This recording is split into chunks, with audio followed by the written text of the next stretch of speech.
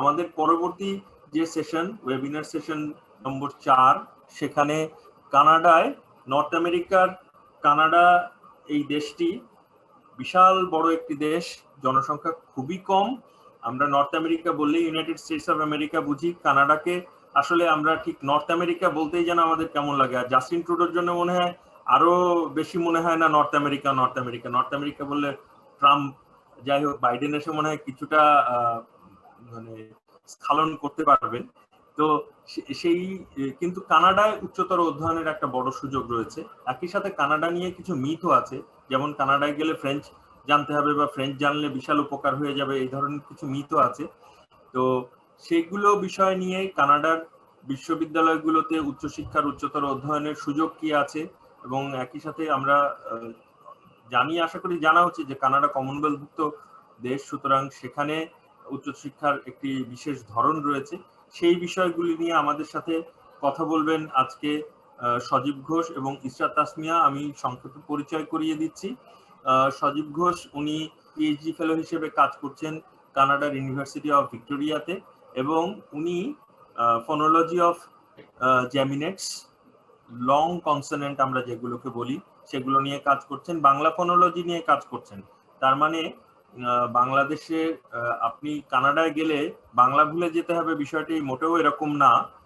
ঠিক যেরকম অস্ট্রেলিয়ায় গেলে আপনার দেশকে মনে রাখতে হবে, কানাডায় গেলেও আপনি বাংলা নিয়ে কাজ করবেন, এই বিষয়গুলি থাকতে পারে। আমি যেমন প্রসঙ্গক্রমেই বলি, এখানে নেই গোলাম রব্বানী শিহাব, খুব সম্ভবত আপনাদের প্রায় সবার কাছেই পরিচিত একটি নাম। গোলাম রব্বানী শিহাব আমার খুব কাছের অনুজ।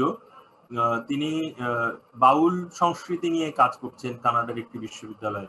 তার মানে বাংলাদেশের বিষয় নিয়ে, বাংলা নিয়ে কাজ করার সুযোগ আছে যদি আপনি ইংরেজিতে পড়ছেন। সেটি সজীবও এখানে করেছেন। উনি অপটিমালিটি থিওরি নিয়ে কাজ করছেন। এই বিষয়টি নিয়ে আমার একেবারেই ধারণা নেই, আশা করি সজীব আমাদেরকে একটু হলেও ধারণা দেবেন। একই সাথে আমি পরিচয় করিয়ে দিচ্ছি ইশরাত তাসলিমকে। ইশরাত তাসলিম মাস্টার ডিগ্রি প্রার্থী হিসেবে রয়েছেন সাইমন ফ্রেজার ইউনিভার্সিটিতে, এবং এই পরিচয়টি একেবারে শেষে দেওয়া, কিন্তু এটি আমি প্রথমে দেব। উনি একই সাথে সাইমন ফ্রেজার ইউনিভার্সিটির কম্পারেটিভ মিডিয়া আর্টস জার্নালের একজন সহ সম্পাদক। অসাধারণ একটি ব্যাপার যে উনি মাস্টার্স ডিগ্রি একজন ছাত্র হয়েও, শিক্ষার্থী হয়েও সেখানে একটি জার্নালের কো এডিটর হিসেবে কাজ করছেন। ওনার আগ্রহের জায়গাগুলো post modern literature, south Asian film, culture, performance, gender, media, environment, contemporary arts. আপনারা বুঝতেই পারছেন অনেকগুলি আকর্ষণীয় বিষয় নিয়ে সেখানে ওনার কাজ করার সুযোগ হয়েছে এবং উনি কাজ করছেন। তো আমি প্রথমেই যাব ইশরাত তাসলিমের কাছে, যিনি আমাদেরকে আজকে একটু বলবেন যে কানাডায় মাস্টার ডিগ্রি করতে যদি বাংলাদেশের কোনো শিক্ষার্থী যেতে চান তাহলে তার কি ধরনের প্রস্তুতি থাকতে হবে এবং কি ধরনের প্রক্রিয়ার ভিতর দিয়ে যেতে হবে। আমি ইশরাতের কাছে যাওয়ার আগে রাফি, আবু সালে মোহাম্মদ রাফি এবং তাবিয়া তাসমিয়া দুজনকেই ধন্যবাদ জানাচ্ছি। তারা আমাদেরকে একটু অত্যন্ত প্রাণবন্ত আলোচনা উপহার দিয়ে গেছেন। যদিও আরো অনেক প্রশ্ন ছিল যেগুলি আমাদের তাদের সাথে কথা বলতে পারলে ভালো হতো, সামনে হয়তো আমরা আবার সুযোগ পাবো। তারপরেও তারা যে এতক্ষণ আমাদেরকে সময় দিলেন তার জন্য ধন্যবাদ। আমরা চলে যাচ্ছি ইশরাত তাসলিমের কাছে। Thank you Tanvir sir for introducing. আমি অ্যাকচুয়ালি এখন অলমোস্ট শেষের পর্যায়ে মাস্টার্সটা আমার। তো আমি স্কুল অফ কন্টেম্পোরারি আর্টসে ছিলাম, আর এটাই হচ্ছে আমার শেষ লাস্ট মান্থ। আর যে স্কুল অফ কন্টেম্পোরারি আর্টস আছে সেখানে হচ্ছে ডিপার্টমেন্ট আছে ফিল্মের, ডান্সের, পারফরমেন্সের এবং আর্ট হিস্ট্রি। আর আমি হচ্ছে কন্টেম্পোরারি আর্টস ডিপার্টমেন্টেই আছি। সো আমার এক্সপিরিয়েন্স যেটা ছিল সেটা হচ্ছে যে ধরেন ইংলিশ থেকে পড়ার পরে অনেকেই মনে করে যে শুধু ইংলিশে পড়তে হবে, ব্যাপারটা আসলে সেরকম একদমই না। এখন সেটা হচ্ছে যে আমার রিসার্চ বা আমার মাস্টার্স এর যে কোর্সগুলো ছিল সেগুলোর কারণে আমি হচ্ছে আমার ফিল্ডটা একটু চেঞ্জ করেছি। তো এই জন্য আমার কাছে মনে হয় যে আমরা যারা বাংলাদেশে ইংলিশে পড়াশোনা করি তাদের হচ্ছে ফিল্ডটা অনেক বড় হয়ে যায়। তো আমাদের ল্যাঙ্গুয়েজ আছে, লিটারেচার আছে, বাট এর পাশাপাশি আমরা এখন ফিল্মের দিকেও যাচ্ছি, মিডিয়ার দিকেও যাচ্ছি, আবার ইন্টারডিসিপ্লিনারি অনেক কিছুই আছে। এইটাই একটা মেইন কারণ যে কারণে হচ্ছে যে আমি এই ডিপার্টমেন্টে আসি। আমার পার্সোনাল এক্সপিরিয়েন্স থেকে আমি বলবো সবকিছু আজকে, কারণ এমন না যে আমি খুব ভালো একজন এক্সপার্ট এন্ড সবকিছু জানি এই ব্যাপারে, এটা বলতে পারবো না। বাট আমি সব যা আজকে বলবো সবই হচ্ছে আমার নিজের এক্সপিরিয়েন্স থেকে। আহ, এখানে অ্যাপ্লাই করার আগে আমি যেটা রিয়েলাইজ করেছি সেটা হচ্ছে যে কানাডায় পড়াশোনা করতে আসাটা এটা আসলে খুবই কম্পিটিটিভ একটা বিষয়। কারণ হচ্ছে ফার্স্ট অফ অল জিআরই দরকার হয় না। আর জিআরই যেহেতু আমি নিজেও ভয় পাই অনেক বেশি, তো সে কারণে আমারও কানাডা চুজ করার এটা একটা বড় রিজন ছিল যে ঠিক আছে জিআরই পারবো না, সো ইউএস তো অবশ্যই অপশন নেই আমার কাছে, সো এখানেই আসতে হবে। তো আহ এই জন্য হচ্ছে যে কানাডা চুজ করেছিলাম। আর এখানে হচ্ছে যে ইউনিভার্সিটি কম, আবার দেশটাও অনেক বড়। আবার দেখা যায় যে যে কারণে এখানে জিআরই এত বেশি দরকার হয় না, সে কারণে হচ্ছে যে অনেকেই এখানে অ্যাপ্লাই করে, তো এই জন্য কম্পিটিশনটা বেড়ে যায়।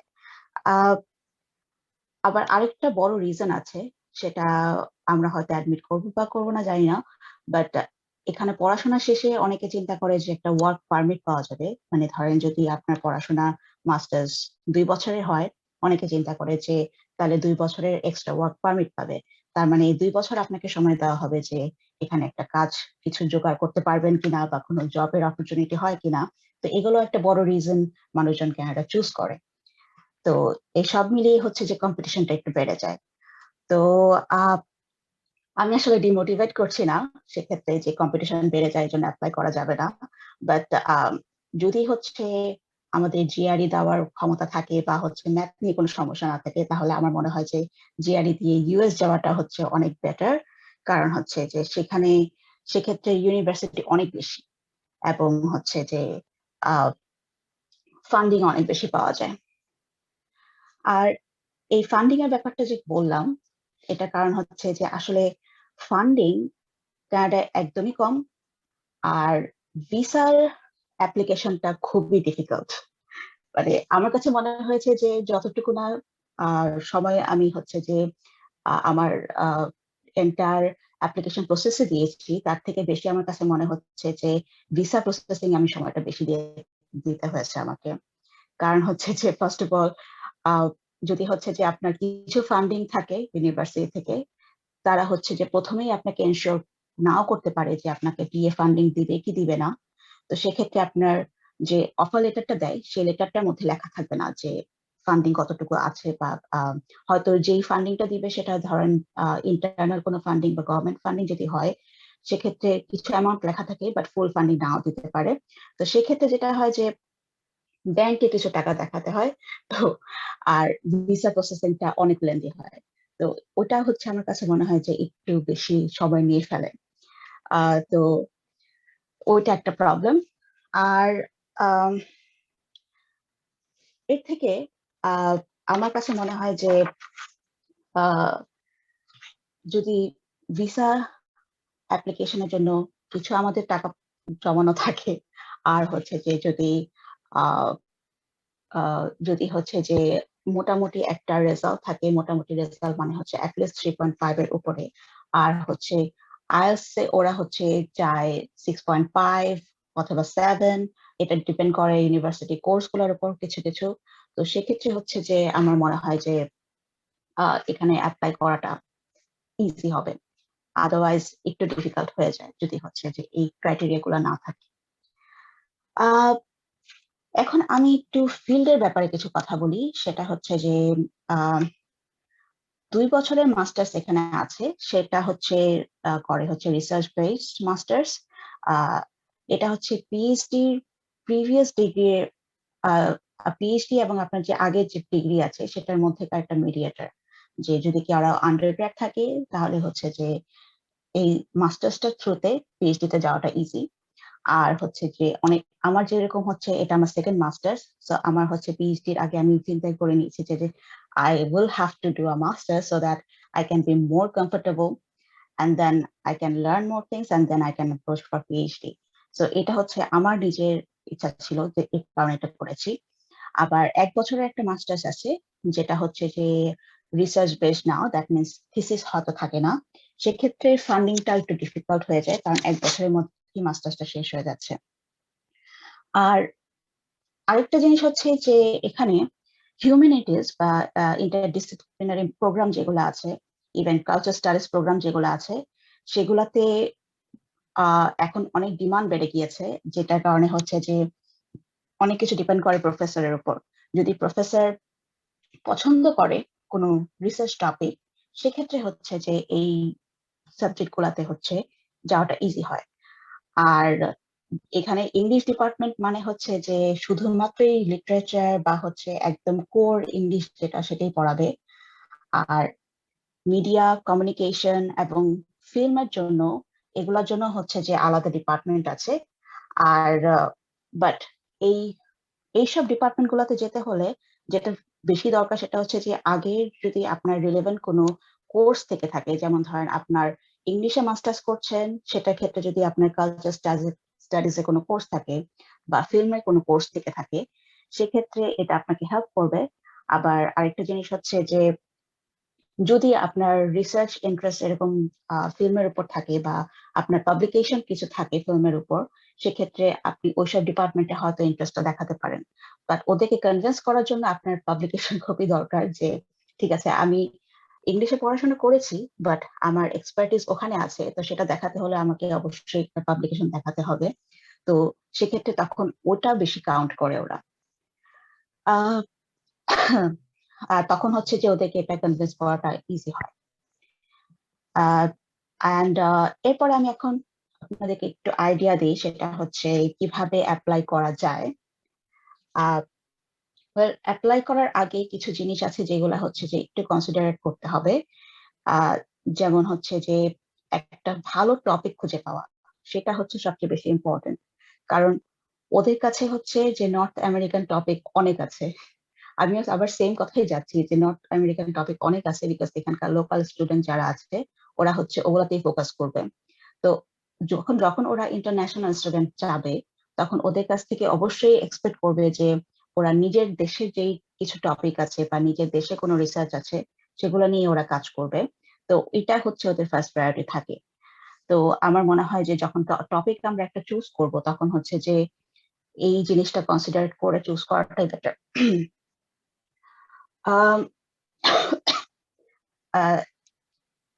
আর হচ্ছে যে সুপারভাইজার খুঁজে পাওয়াটা, সেকেন্ড হচ্ছে সুপারভাইজার খুঁজে পাওয়াটা খুবই জরুরি। সেটা হচ্ছে ধরেন আপনি যে প্রফেসরকে পছন্দ করছেন বা চুজ করছেন, সেই প্রফেসর হয়তো খুব বেশি ইনফ্লুয়েন্সিয়াল কিছু না, বা ধরেন হয়তো খুবই জুনিয়র লেভেলে আছে, বাট তার রিসার্চ ইন্টারেস্টের সাথে আপনার রিসার্চ ইন্টারেস্ট যাচ্ছে। তো সেক্ষেত্রে যেটা হবে, উনি হয়তো আপনাকে সাজেস্ট করবে যে আমি এটা পছন্দ করছি বাট আমার কাছে ফান্ডিং নেই। তো সেক্ষেত্রে যেটা হবে যে হয়তো আপনাকে অন্য কারো কাছে ডিরেক্ট করে দিবে যে আহ, উনি হচ্ছে যে ডিপার্টমেন্টের এই চেয়ার, তো ওনার কাছে গেলে হচ্ছে ফান্ডিং পাওয়া যাবে। তো এই ফান্ডিং এর ব্যাপারটাতে অনেক সময় সুপারভাইজার চুজ করাটা সেটা অনেক বেশি হচ্ছে যে ইনফ্লুয়েন্স করে। আহ, আর আমি যেটা করেছিলাম বা যেটা আমার মনে হয় যে করলে সবার জন্য বেটার হয়, সেটা হচ্ছে যে যখন আমরা ডিসিশন নিয়ে নিব যে কোন টপিকে কাজ করছি, হয়তো কিছু একটা প্রপোজাল দাঁড় করাবো, রেডি করে ফেলবো লেখাটা, তো সেক্ষেত্রে তখন আহ দুই একটা ইউনিভার্সিটি খোঁজ নিয়ে নিয়ে তখন হচ্ছে যে আহ কিছু সুপারভাইজারকে হচ্ছে যে জাস্ট নক করা, যে this is something I want to work on, and এটা দিয়ে আমি হচ্ছে মাস্টার্সটা অ্যাপ্লাই করবো। সো এটা কি ভালো টপিক হবে কিনা, would you B interested?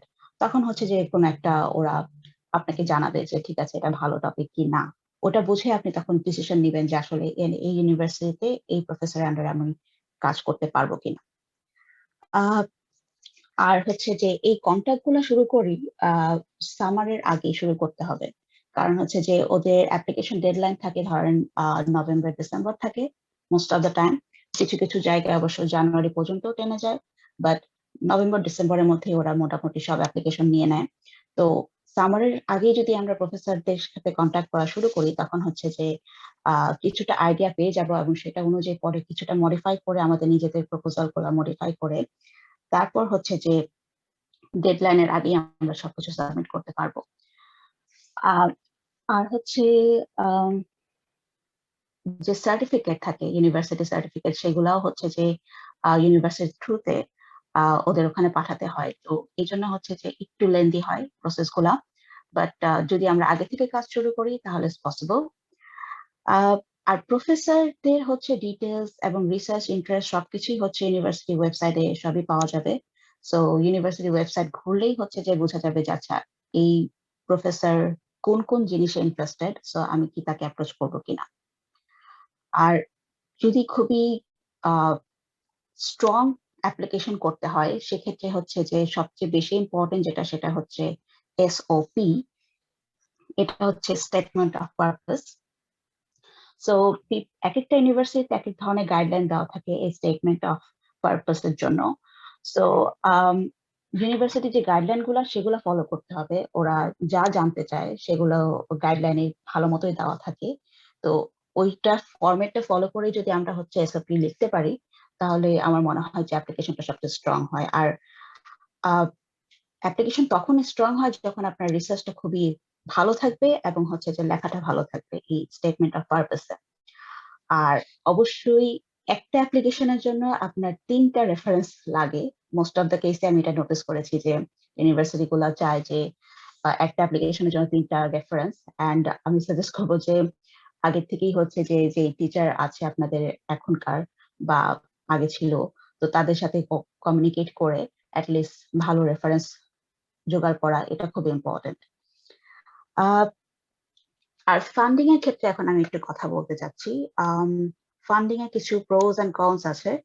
So এতক্ষণ হয়তো আমি বলেছি যে একটু কম্পিটিটিভ, বাট আমার ক্ষেত্রে মনে হয়েছে যে কিছুটা হলেও একটু রিল্যাক্সড হওয়া যায়। এখানে আসার পর অনেকে কিছুটা সিচুয়েশন চেঞ্জ করে ফেলে। শুরুতেই বলা যায় না যে আসলে এখানে ফান্ডিংটা কেমন হবে। অনেকে যেমন একদম ফিক্সড ফান্ডিং নিয়ে ইউএসএ চলে যেতে পারে, বাট হিউম্যানিটিস এর ক্ষেত্রে, আর্টস এর ক্ষেত্রে আমাদের জন্য আসলে একটু ডিফিকাল্ট হয়ে যায়, কারণ কানাডাতে ফান্ডিং একদমই কম থাকে। তো গভর্নমেন্ট ফান্ডিং একটা আছে ওদের, বাট ইন্টারন্যাশনাল স্টুডেন্টদের জন্য সায়েন্সের ক্ষেত্রে হয়তো কিছু ফান্ডিং পায়, বাট আমাদের ক্ষেত্রে গভর্নমেন্ট ফান্ডিংটা অতটা আমি কোনো এক্সপেকটেশন রাখি না কখনো। আর আরেকটা হচ্ছে যে ইন্টারনাল ফান্ডিং। ইন্টারনাল ফান্ডিংটা হচ্ছে যে ইউনিভার্সিটি ওটা ডিসিশন নিবে যে ক্যান্ডিডেট যদি ভালো থাকে সেক্ষেত্রে ওরা হচ্ছে এক্সট্রা ফান্ডিং দেয়। যেমন আমাকে দিয়েছিল, গ্রাজুয়েট ফেলোশিপটা দিয়েছিল আর এন্ট্রান্স স্কলারশিপ দিয়েছিল। তো এটা হচ্ছে খুবই কম্পিটিটিভ যে পুরা কোহোর্টে একজন বা দুইজনকে হয়তো চুজ করবে যে এই ফান্ডিংটা দেওয়ার জন্য। সো এটাও খুবই কম্পিটিটিভ হয়। আম, আর এখানে যারা সিটিজেন থাকে তাদের জন্য আবার ব্যাপারটা ডিফারেন্ট। তো তাদেরকে একটা শার্ক ফান্ডিং দেওয়া হয় মাঝে মধ্যে, হয়তো পুরা কোর্টে যে একজন বা দুইজন এরকম। তো ওদের জন্য এটা তখন একটু ইজি হয়ে যায় যারা এই ফান্ডিং গুলোতে অ্যাপ্লাই করতে পারে। বাট আমার পক্ষে সেটা সম্ভব ছিল না because I am not a citizen. আর এই কিছু ফান্ডিং আসে যেটা হচ্ছে ডিপার্টমেন্টের যে প্রফেসর থাকে বা আপনার সুপারভাইজার থাকে, তারা হচ্ছে যে আপনাকে রেফার করবে যে এই ক্যান্ডিডেট ভালো স্ট্রং, তো তখন হচ্ছে যে ফান্ডিংটা ইজি হয়। এটা সবসময় কিন্তু এরকম না যে ডিপার্টমেন্ট হচ্ছে অ্যাডমিশন ওরা কমিটি হচ্ছে ডিসিশনটা ইজিলি নিয়ে নেয়, এটা না। ব্যাপারটা হচ্ছে যে প্রফেসররা যখন বসে প্রফেসররা নিজেরাই ডিসিশন নেয় যে আসলে কোন ক্যান্ডিডেটকে বেশি ফান্ডিংটা দেওয়া উচিত। আর এই ফান্ডিংটা অনেক সময় ডিপেন্ড করে আপনার আগের যে রেজাল্ট ছিল, ধরেন আন্ডারগ্র্যাড বা মাস্টার্স, সেখানে যদি রেজাল্টটা খুব ভালো থাকে আর হচ্ছে যদি আপনার প্রোফাইলটা ভালো থাকে, যেমন ধরেন আপনি এর আগে রিসার্চ এক্সপিরিয়েন্স আছে বা আপনার পাবলিকেশন ভালো আছে বা হয়তো আপনার প্রফেশনটা খুব ভালো, সেক্ষেত্রে হচ্ছে যে আম, আপনাকে ফান্ডিংটা ওরা ইজিলি দিয়ে দিয়ে। আম, আর আরেকটা ধরনের ফান্ডিং থাকে যেটা হচ্ছে ইউনিভার্সিটির নিজস্ব ওয়েব পেজে কিছু ফান্ডিং এর অপশন দেয়। আর সেটা হচ্ছে যে এখানে আসার পর আমি জানতে পেরেছি, তো তখন হচ্ছে যে আমি জাস্ট দেখে দেখে অ্যাপ্লাই করতাম যে আচ্ছা এই ফান্ডিং এ অ্যাপ্লাই করা যায়, এটাতে অ্যাপ্লাই করা যায়। তো করতাম, হলে হলো না হলে নাই, তো এরকম কিছু ছোটখাটো ফান্ডিং তখন পেয়ে যেতাম। তো ওগুলা চেক করতে থাকলে আই থিঙ্ক ফান্ডিং অপশন পাওয়া যায়। আহ, আর আহ, আরেক ধরনের ফান্ডিং থাকে সেটা হচ্ছে ধরেন ফাইন্যান্সিয়াল এইড এর জন্য। যদি হচ্ছে আপনি প্রুফ করতে পারেন যে আপনি এটার জন্য eligible, suppose you don't have any money in your bank account or আপনার ফাইন্যান্সিয়াল অবস্থা অতটা ভালো না, তখন হচ্ছে যে এই ধরনের একটা ফান্ডিং এ আপনি অ্যাপ্লাই করতে পারেন, বাট এটা হচ্ছে অনেক ইউনিভার্সিটি ভ্যারি করবে, অনেক ইউনিভার্সিটি থাকে, অনেক থাকে না। তো এই এটা হচ্ছে বার্সারি একটা স্কলারশিপ ছিল। তো আমার আমার যেটা সমস্যা ছিল সেটা হচ্ছে যে ব্যাংকে তো আমি কিছু টাকা নিয়ে আসছিলাম, যে কারণে হচ্ছে যে কখনো এটা দেখাতে পারিনি যে I am in a financial need. But একজন আমাদের একজন প্রফেসর ছিলেন, তো উনি খুব চাচ্ছিলেন যে আমি তার আন্ডারে আরে করি, বাট তার কাছে এখন ফান্ডিংটা নেই। মানে অনেক প্রফেসরের পার্সোনাল ফান্ডিং থাকে, তো তার ফান্ডিংটা শেষ। তো উনি আমাকে সাজেস্ট করছিল যে তুমি এই ফাইন্যান্সিয়াল এইড এর থ্রুতে অ্যাপ্লাই করো, তাহলে হচ্ছে যে তোমাকে আমি কাজটা দিতে পারবো। তো আমি পরপর 2বার ট্রাই করলাম, 2টা সেমিস্টারে 2বারই হচ্ছে ওরা না বলে দিয়েছে। প্রথমবারে না বলেছে হচ্ছে কারণ এটা করোনা চলছে, তো এখন কারোর আন্ডারে আরে করা তো সম্ভব না, তো তারা এইভাবে চিন্তা করেছে। সেকেন্ড টাইম না বলেছে যে আহ, অন্য কাউকে দেওয়া হবে যার হচ্ছে অ্যাকচুয়ালি ফাইন্যান্সিয়াল নিডটা আছে। তো তখন হচ্ছে যে একটু আমার যে সুপারভাইজার ছিলেন ওই প্রফেসর, উনি একটু ডিসঅ্যাপয়েন্টেড হয়েছিলেন। তো এটা একটা বিষয়। বাট আমি একটা দিক থেকে যেটা বলবো যে খুব লাকি ছিলাম, সেটা হচ্ছে যে টিএ ফান্ডিং সবসময় পেয়েছি। আহ, আহ, এটা হচ্ছে টিএ করাটা খুব ইজি ছিল আমার ক্ষেত্রে, কারণ হচ্ছে যে যেহেতু আগে টিচিং এক্সপিরিয়েন্স কিছুটা ছিল। বাট অনেকের ক্ষেত্রে হয়তো এই কালচারটা ডিফারেন্ট বা নতুন, সেক্ষেত্রে হয়তো একটু ডিফিকাল্ট হবে।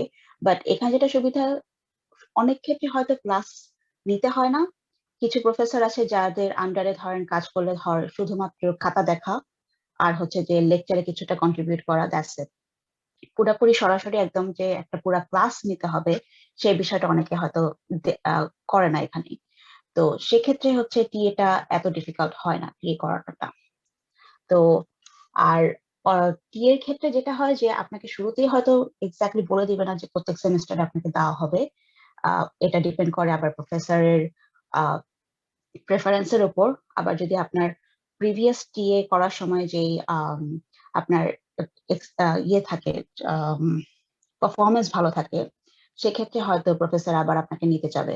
যেমন আমার আমার ক্ষেত্রে হচ্ছে পরপর 3বারই একই প্রফেসরের আন্ডারে টিএ করছি এখনো পর্যন্ত। তো নেক্সট সেমিস্টার প্রফেসর বলছে তুমি কি আর থাকবে না, আমি বলছি না। So he is like in trouble, বলছে যে তাহলে তো আবার নতুন কাউকে খুঁজতে হবে। তো ওরা এটাই পছন্দ করে যে যদি একজনের সাথে কমফোর্টেবল হয়ে যায় তখন তার সাথে কাজ করতে পছন্দ করে, নতুন একটু প্রেফারেন্স কম নিতে চায়। আহ এই তো। আর সবকিছু মিলে আমি যেটা বলবো যে আহ, যদি আমার আপনাদের আইএলটিএস স্কোরটা মোটামুটি 7 to 7.5 থাকে, আর মোটামুটি ভালো রেজাল্ট থাকে, আর একটু যদি প্রোফাইলটা স্ট্রং হয়, তাহলে আমার মনে হয় কানাডাতে অ্যাপ্লাই করা যায়। আর অবশ্যই একটু ফান্ডিং এর সমস্যাটা থাকবেই। তো সেক্ষেত্রে আপনাকে ভিসার জন্য চিন্তা করে আগে থেকেই ব্যাংকে কিছু টাকা রেখে দিতে হবে, এটা সব ক্ষেত্রে করতে হয়। আর টিপস এর ক্ষেত্রে আমি যেটা বলবো যে স্টুডেন্টদেরকে যে সবচেয়ে বেশি ম্যাটার করবে হচ্ছে এসওপিটা, সেটা হচ্ছে যে স্টেটমেন্ট অফ পারপাস, সেটা। সো টপিকটা যদি কেয়ারফুলি চুজ করা যায় এবং হচ্ছে যে লেখাটা যদি ভালো হয়, সেক্ষেত্রে এটা অনেকটাই হেল্প করবে যে স্কলারশিপ বা হচ্ছে অ্যাডমিশনের ক্ষেত্রে। আর নিজের দেশ নিয়ে কাজ করাটা সবচেয়ে বেশি বেটার। আর আহ, আম, মোটামুটি এই কয়টা জিনিসই আমি জাস্ট আপনাদেরকে সাজেস্ট করতে চাচ্ছিলাম। That's it for me. আর পরে যদি কোশ্চেন থাকে আমি অবশ্যই কোশ্চেন গুলো আনসার দিব। সো আমি যদি কিছু মিস করে থাকি তাহলে সজীব ভাই আপনি হচ্ছে কিছু অ্যাড করে দিয়েন। আচ্ছা, ধন্যবাদ ইশরাতকে। আহ, চমৎকার একটি আলোচনা। আমরা এখন আমরা প্রশ্ন কিছু পেয়েছি, কিন্তু আমার মনে হয় একেবারে শেষে যে প্রশ্নগুলো নিয়ে আসলে দুজনেই উত্তর দিতে সুবিধা হবে। আমরা চলে যাচ্ছি সজীবের কাছে। সজীব উনি পিএইচডি ফেলো হিসেবে ইউনিভার্সিটি অফ ভিক্টোরিয়াতে আছেন। আমরা এখন সজীবের কাছ থেকে আমাদের মূলত প্রশ্ন হচ্ছে যে পিএইচডি প্রোগ্রামে যদি বাংলাদেশের কোনো শিক্ষার্থী কানাডাতে উচ্চতর অধ্যয়নের জন্য যেতে চান, তাহলে আসলে তার কি ধরনের প্রস্তুতি লাগবে, কি ধরনের সুযোগ আছে, এবং অবশ্যই খুব গুরুত্বপূর্ণ সেটি হচ্ছে অর্থায়নের কি কি সুযোগ সেখানে পাওয়া যেতে পারে। আমরা সজীবের কাছে যাচ্ছি। ধন্যবাদ তানভীর ভাই, ধন্যবাদ সবাইকে। আসলে আমি প্রথমে একটা জিনিস বলতে চাই, সেটা হলো যে আপনারা হয়তো অনেকে ভাবছেন আমি কোন দেশে যাব পড়াশোনা করতে, হয়তো চাচ্ছেন যে একটা উচ্চতর গবেষণা বা পড়াশোনা করার জন্য, তারপরে ভাবছেন কোন দেশে যাব। তো আমি সেটা একটা অন্য ধরনের মানে কি বলবো, ওটা একটা অন্য ডিসিশন যে আপনি কানাডা চুজ করবেন নাকি আমেরিকা চুজ করবেন নাকি অস্ট্রেলিয়া চুজ করবেন। তো আমি সেই আলোচনায় যাবই না, আমি সরাসরি কানাডার চিন্তাটা করব বা কানাডা নিয়ে একটু বলবো। আর তো আমাদের প্রথমেই যেটা লক্ষ্য সেটা হলো যে আমরা পিএইচডি তে পড়তে চাই। কেন পড়তে চাই সেটাও সেই ডিসিশনটা আপনাকে আগে থেকেই থাকতে হবে যে আমি কিভাবে অলরেডি ডিসাইডেড যে you will apply for PhD admission in Canada. তো এই ডিসিশনটা নেওয়া যখন হয়ে গেল, তখন আসলে আপনার সামনে তিনটে জিনিস থাকবে। আচ্ছা, তার আগে একটা ডিসক্লেমার দেওয়া উচিত, সেটা হলো যে সকল কিছু যা বলছি সবকিছু নিজের অভিজ্ঞতা থেকেই বলছি, আর আশপাশ থেকে যতটুকু শিখেছি সেটা থেকে বলছি। এটা নিয়ে যে খুব পড়াশোনা গবেষণা করা নেই, সবকিছু নিজেদের অভিজ্ঞতা থেকে বলছি। অতএব যখন অভিজ্ঞতার কথা আসবে তখনই আসলে ভিন্ন ভিন্ন হতে পারে, তার মানে আমার অভিজ্ঞতা হিমের অভিজ্ঞতা হয়তো আলাদা হতে পারে। তবে সবসময় সাধারণত এগুলো একরকমই হয়। তো যাই হোক, যখনই আপনি চিন্তা করলেন যে আপনি পিএইচডি তে অ্যাডমিশন নেবেন ইন কানাডা, আমি এটাও মনে রাখছি যে আমরা ইংরেজি ডিপার্টমেন্ট থেকে অনার্স করেছি বা মাস্টার্স করেছি বাংলাদেশে, এ ধরনের স্টুডেন্টদের জন্য। তো তখন তিনটে জিনিস সামনে চলে আসবে। একটা হলো যে অ্যাডমিশন, আরেকটা হলো ফান্ডিং, আর একটা হলো ভিসা। তো তিনটে জিনিস, তিনটে স্টেপ বলবো বা তিনটে আলাদা আলাদা জিনিস, যে তিনটে আপনাকে মাথায় রাখতে হবে। আবার এই তিনটে কিন্তু একটার সাথে আরেকটা ইন্টারকানেক্টেড। তো আমি এই জন্য জিনিসগুলোকে একটু আলাদা করে বলবো, আবার শেষে দেখিয়ে দেবো কিভাবে এরা কানেক্টেড। তো প্রথমে আসি ধরেন অ্যাডমিশন। অ্যাডমিশন একটা কি? অ্যাডমিশন হচ্ছে যে আপনাকে অ্যাডমিশন নিতে হবে একটা ইউনিভার্সিটিতে পিএইচডির জন্য। তো পিএইচডি যখন অ্যাডমিশনটা হয় বা কানাডাতে যেটা হয় ইউজুয়ালি নভেম্বর, ডিসেম্বর, জানুয়ারি, 3টে মাস হচ্ছে অ্যাপ্লিকেশন পোর্টাল ওপেন থাকে, তখনই আপনাকে অ্যাডমিশনের জন্য অ্যাপ্লিকেশন করতে হয়। তো সেখানে যখনই আপনি চিন্তা করবেন যে আমি অ্যাডমিশন নিব কানাডায়, তো হিম আগেও একবার বলেছে যে কানাডাতে ইউনিভার্সিটির সংখ্যা কম। ইউনিভার্সিটির সংখ্যা কম, অ্যাপ্লিকেশনের সংখ্যা বেশি বলতে হবে, যেহেতু ইউনিভার্সিটির সংখ্যা কম। তো সেহেতু আপনাকে প্রথমেই চিন্তা করতে হবে যে আমি কোন কোন ইউনিভার্সিটিতে অ্যাপ্লাই করব। তার মানে আপনি গুগল করে দেখলেন যে কানাডায় 50টা পাবলিক ইউনিভার্সিটি আছে বা 50টা মোট ইউনিভার্সিটি আছে। সেখান থেকে আপনি শর্ট লিস্ট করতে হবে আপনাকে, যে আপনি তো আসলে 50টা ইউনিভার্সিটিতে অ্যাপ্লাই করতে পারবেন না, আপনাকে হয়তো 2টো 4টে 5টা ইউনিভার্সিটি আপনি অ্যাপ্লাই করতে পারবেন। তো সেখান থেকে আপনাকে ইউনিভার্সিটি শর্ট লিস্ট করতে হবে। 50টি ইউনিভার্সিটি পেলেন, সেখান থেকে শর্ট লিস্ট করে 20টা করলেন। 20টা কিভাবে করলেন? যখনই আপনি চিন্তা করলেন আমি একটা পিএইচডি তে অ্যাডমিশন নিব, তখনই আপনাকে চিন্তাটা করে রাখতে হবে যে আমি কোন ধরনের গবেষণা করব, যেটা হিমও বলেছে। আপনাকে আগে থেকে একটু ভাবনা চিন্তা থাকতে হবে। পিএইচডি করবেন তো মানে কোনো কিছু না জেনে আসলে পিএইচডি তো করা যাবে না। পিএইচডি করতে হলে আপনাকে কিছুটা জানতে হবে যে আমি কোন এরিয়াতে কাজ করব। হয়তো আপনি এক্সাক্ট রিসার্চ টপিকটা জানেন না, বাট আপনাকে এটা জানতে হবে যে আমি কোন এরিয়াতে কাজটা করব। তো আপনি 50টা একটা লিস্ট পেয়েছিলেন, সেখান থেকে এখন আসেন দেখেন যে আপনি যে ধরনের যে এরিয়াতে কাজ করতে চান সেই এরিয়াতে কোন কোন ইউনিভার্সিটিতে পিএইচডি হয়। দেখবেন যে আলটিমেটলি, যেমন আমি আমার ক্ষেত্রে বলতে পারি লিঙ্গুইস্টিক্স, আমি 50টা ইউনিভার্সিটি কানাডায় থাকলে 7টা 8টা ইউনিভার্সিটিতে লিঙ্গুইস্টিক্সে পিএইচডি অফার করে। তো আমাকে কিন্তু আর বেশি খোঁজাই লাগছে না। তার মানে 50টা ইউনিভার্সিটি পেলাম, তারপরে সেই ইউনিভার্সিটির ওয়েবসাইটে গিয়ে দেখলাম যে 7টা 8টা ইউনিভার্সিটিতে লিঙ্গুইস্টিক্সে পিএইচডি অফার করে। তো আমার কিন্তু লিস্ট এমনিতেই অনেক শর্ট হয়ে গেল। তারপরে 7টা আসলো। এখন আমি কি 7টাতেই অ্যাপ্লাই করব? আপনি 7টাতে অবশ্যই অ্যাপ্লাই করতে পারেন, কিন্তু মনে রাখতে হবে প্রতিটা অ্যাপ্লিকেশনে কিছু খরচ আছে। হ্যাঁ, like around $100 to $150 per application cost আছে। তো আপনি 10টা ইউনিভার্সিটি অ্যাপ্লাই করতে গেলে তো আপনার অনেকগুলো টাকা দরকার। তো যাই হোক, সবকিছু মিলে তখন এই 7টা বা 10টা থেকে আপনি আরো শর্ট লিস্ট করবেন। কিভাবে? এবার আপনি ওই প্রোগ্রামগুলোতে আরো ডিটেলস দেখবেন যে হ্যাঁ এখানে লিঙ্গুইস্টিক্সে পিএইচডি দেওয়া হয়, কিন্তু তারপরেও এই ডিপার্টমেন্টগুলোতে প্রফেসররা কোন কোন এরিয়াতে কাজ করে। কারণ মনে রাখতে হবে আপনি এমন একটা ইউনিভার্সিটিতে যেতে চান বা এমন জায়গায় অ্যাপ্লিকেশন করতে চান যেখানে আপনি যে ধরনের কাজ করছেন সে ধরনের কাজ করানো হয়। তার মানে ওইখানকার আপনি যে ইউনিভার্সিটিতে এবং যে ডিপার্টমেন্টে অ্যাপ্লাই করছেন সেই ডিপার্টমেন্টে প্রফেসররা ওই ধরনের কাজ করেন যে ধরনের কাজ আপনি করতে চান। এই ম্যাচিংটা যদি না হয় তাহলে কিন্তু অ্যাডমিশন হবে না। তাহলে অ্যাডমিশনটা হচ্ছে কিভাবে, আবার একটু রিভার্সে যাই, যে একটু আরেকটা অন্য জিনিস বলে আসি। সেটা হলো অ্যাডমিশনটা হয় আমার পার্সোনাল এক্সপেরিয়েন্স থেকে আমি যতটুকু বুঝেছি, সেটা হলো আমি ধরেন অ্যাপ্লাই করব ইউনিভার্সিটি অফ ভিক্টোরিয়াতে পিএইচডি করার জন্য লিঙ্গুইস্টিক্স ডিপার্টমেন্টে। তো আমার অ্যাডমিশনটা ডিপেন্ড করবে এই অ্যাপ্লিকেশনটা করার আগ পর্যন্ত আমার ব্যাকগ্রাউন্ড কি ছিল, এর আগে আমি আন্ডারগ্রাডে কি পড়েছি, এর আগে আমি মাস্টার্সে কি পড়েছি, তারপরে আমি কি পাবলিকেশন করেছি, কি প্রেজেন্টেশন করেছি, এক কথায় আমি কি জানি এবং সেটার জন্য কিছু প্রুফ মানে আমার যদি পাবলিকেশন থাকে সেটা একটা প্রুফ, আমার যে অনার্স মাস্টার্স এর রেজাল্ট সেটা একটা প্রুফ, এবং আমার যদি কোনো কনফারেন্স প্রেজেন্টেশন থাকে সেটাও একটা প্রুফ। তাহলে এটা হলো আমি কি। 2 নম্বর হলো এই যে ডিপার্টমেন্টে আমি অ্যাপ্লাই করতে চাই সেই ডিপার্টমেন্টটা কি, তার মানে এই ডিপার্টমেন্টে এই ধরনের কাজ হচ্ছে কিনা।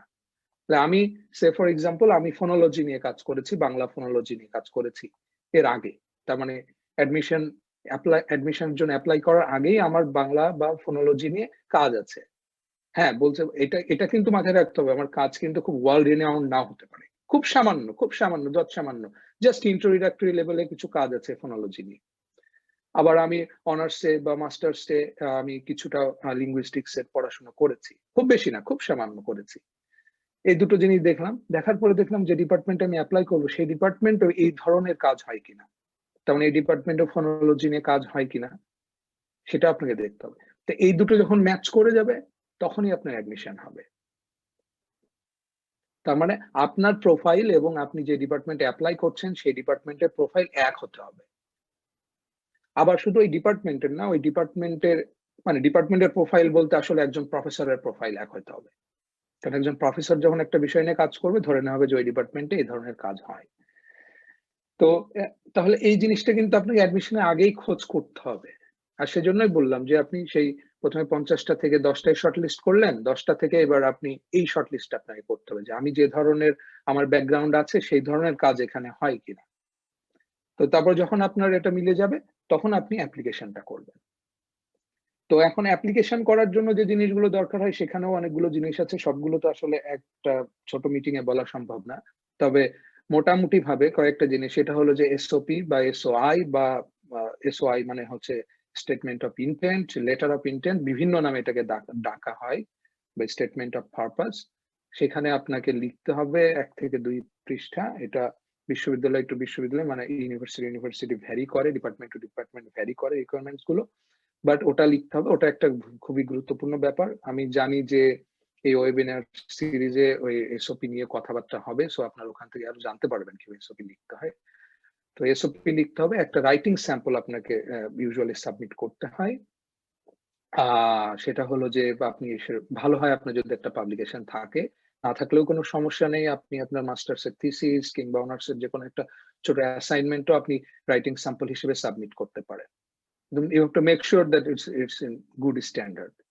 হ্যাঁ, তো রাইটিং স্যাম্পল যাবে, এসওপির কথা বললাম। আপনার একটা ভালো রেজুমি তৈরি করতে হবে বা সিভি যেটাই বলেন, ভালো করে একটা রেজুমি বা সিভি তৈরি করতে হবে, সেটা সাবমিট করতে হবে। আর হচ্ছে যে আইএলটিএস এর একটা মিনিমাম রিকোয়ারমেন্টস আছে সেটা ফুলফিল করতে হবে।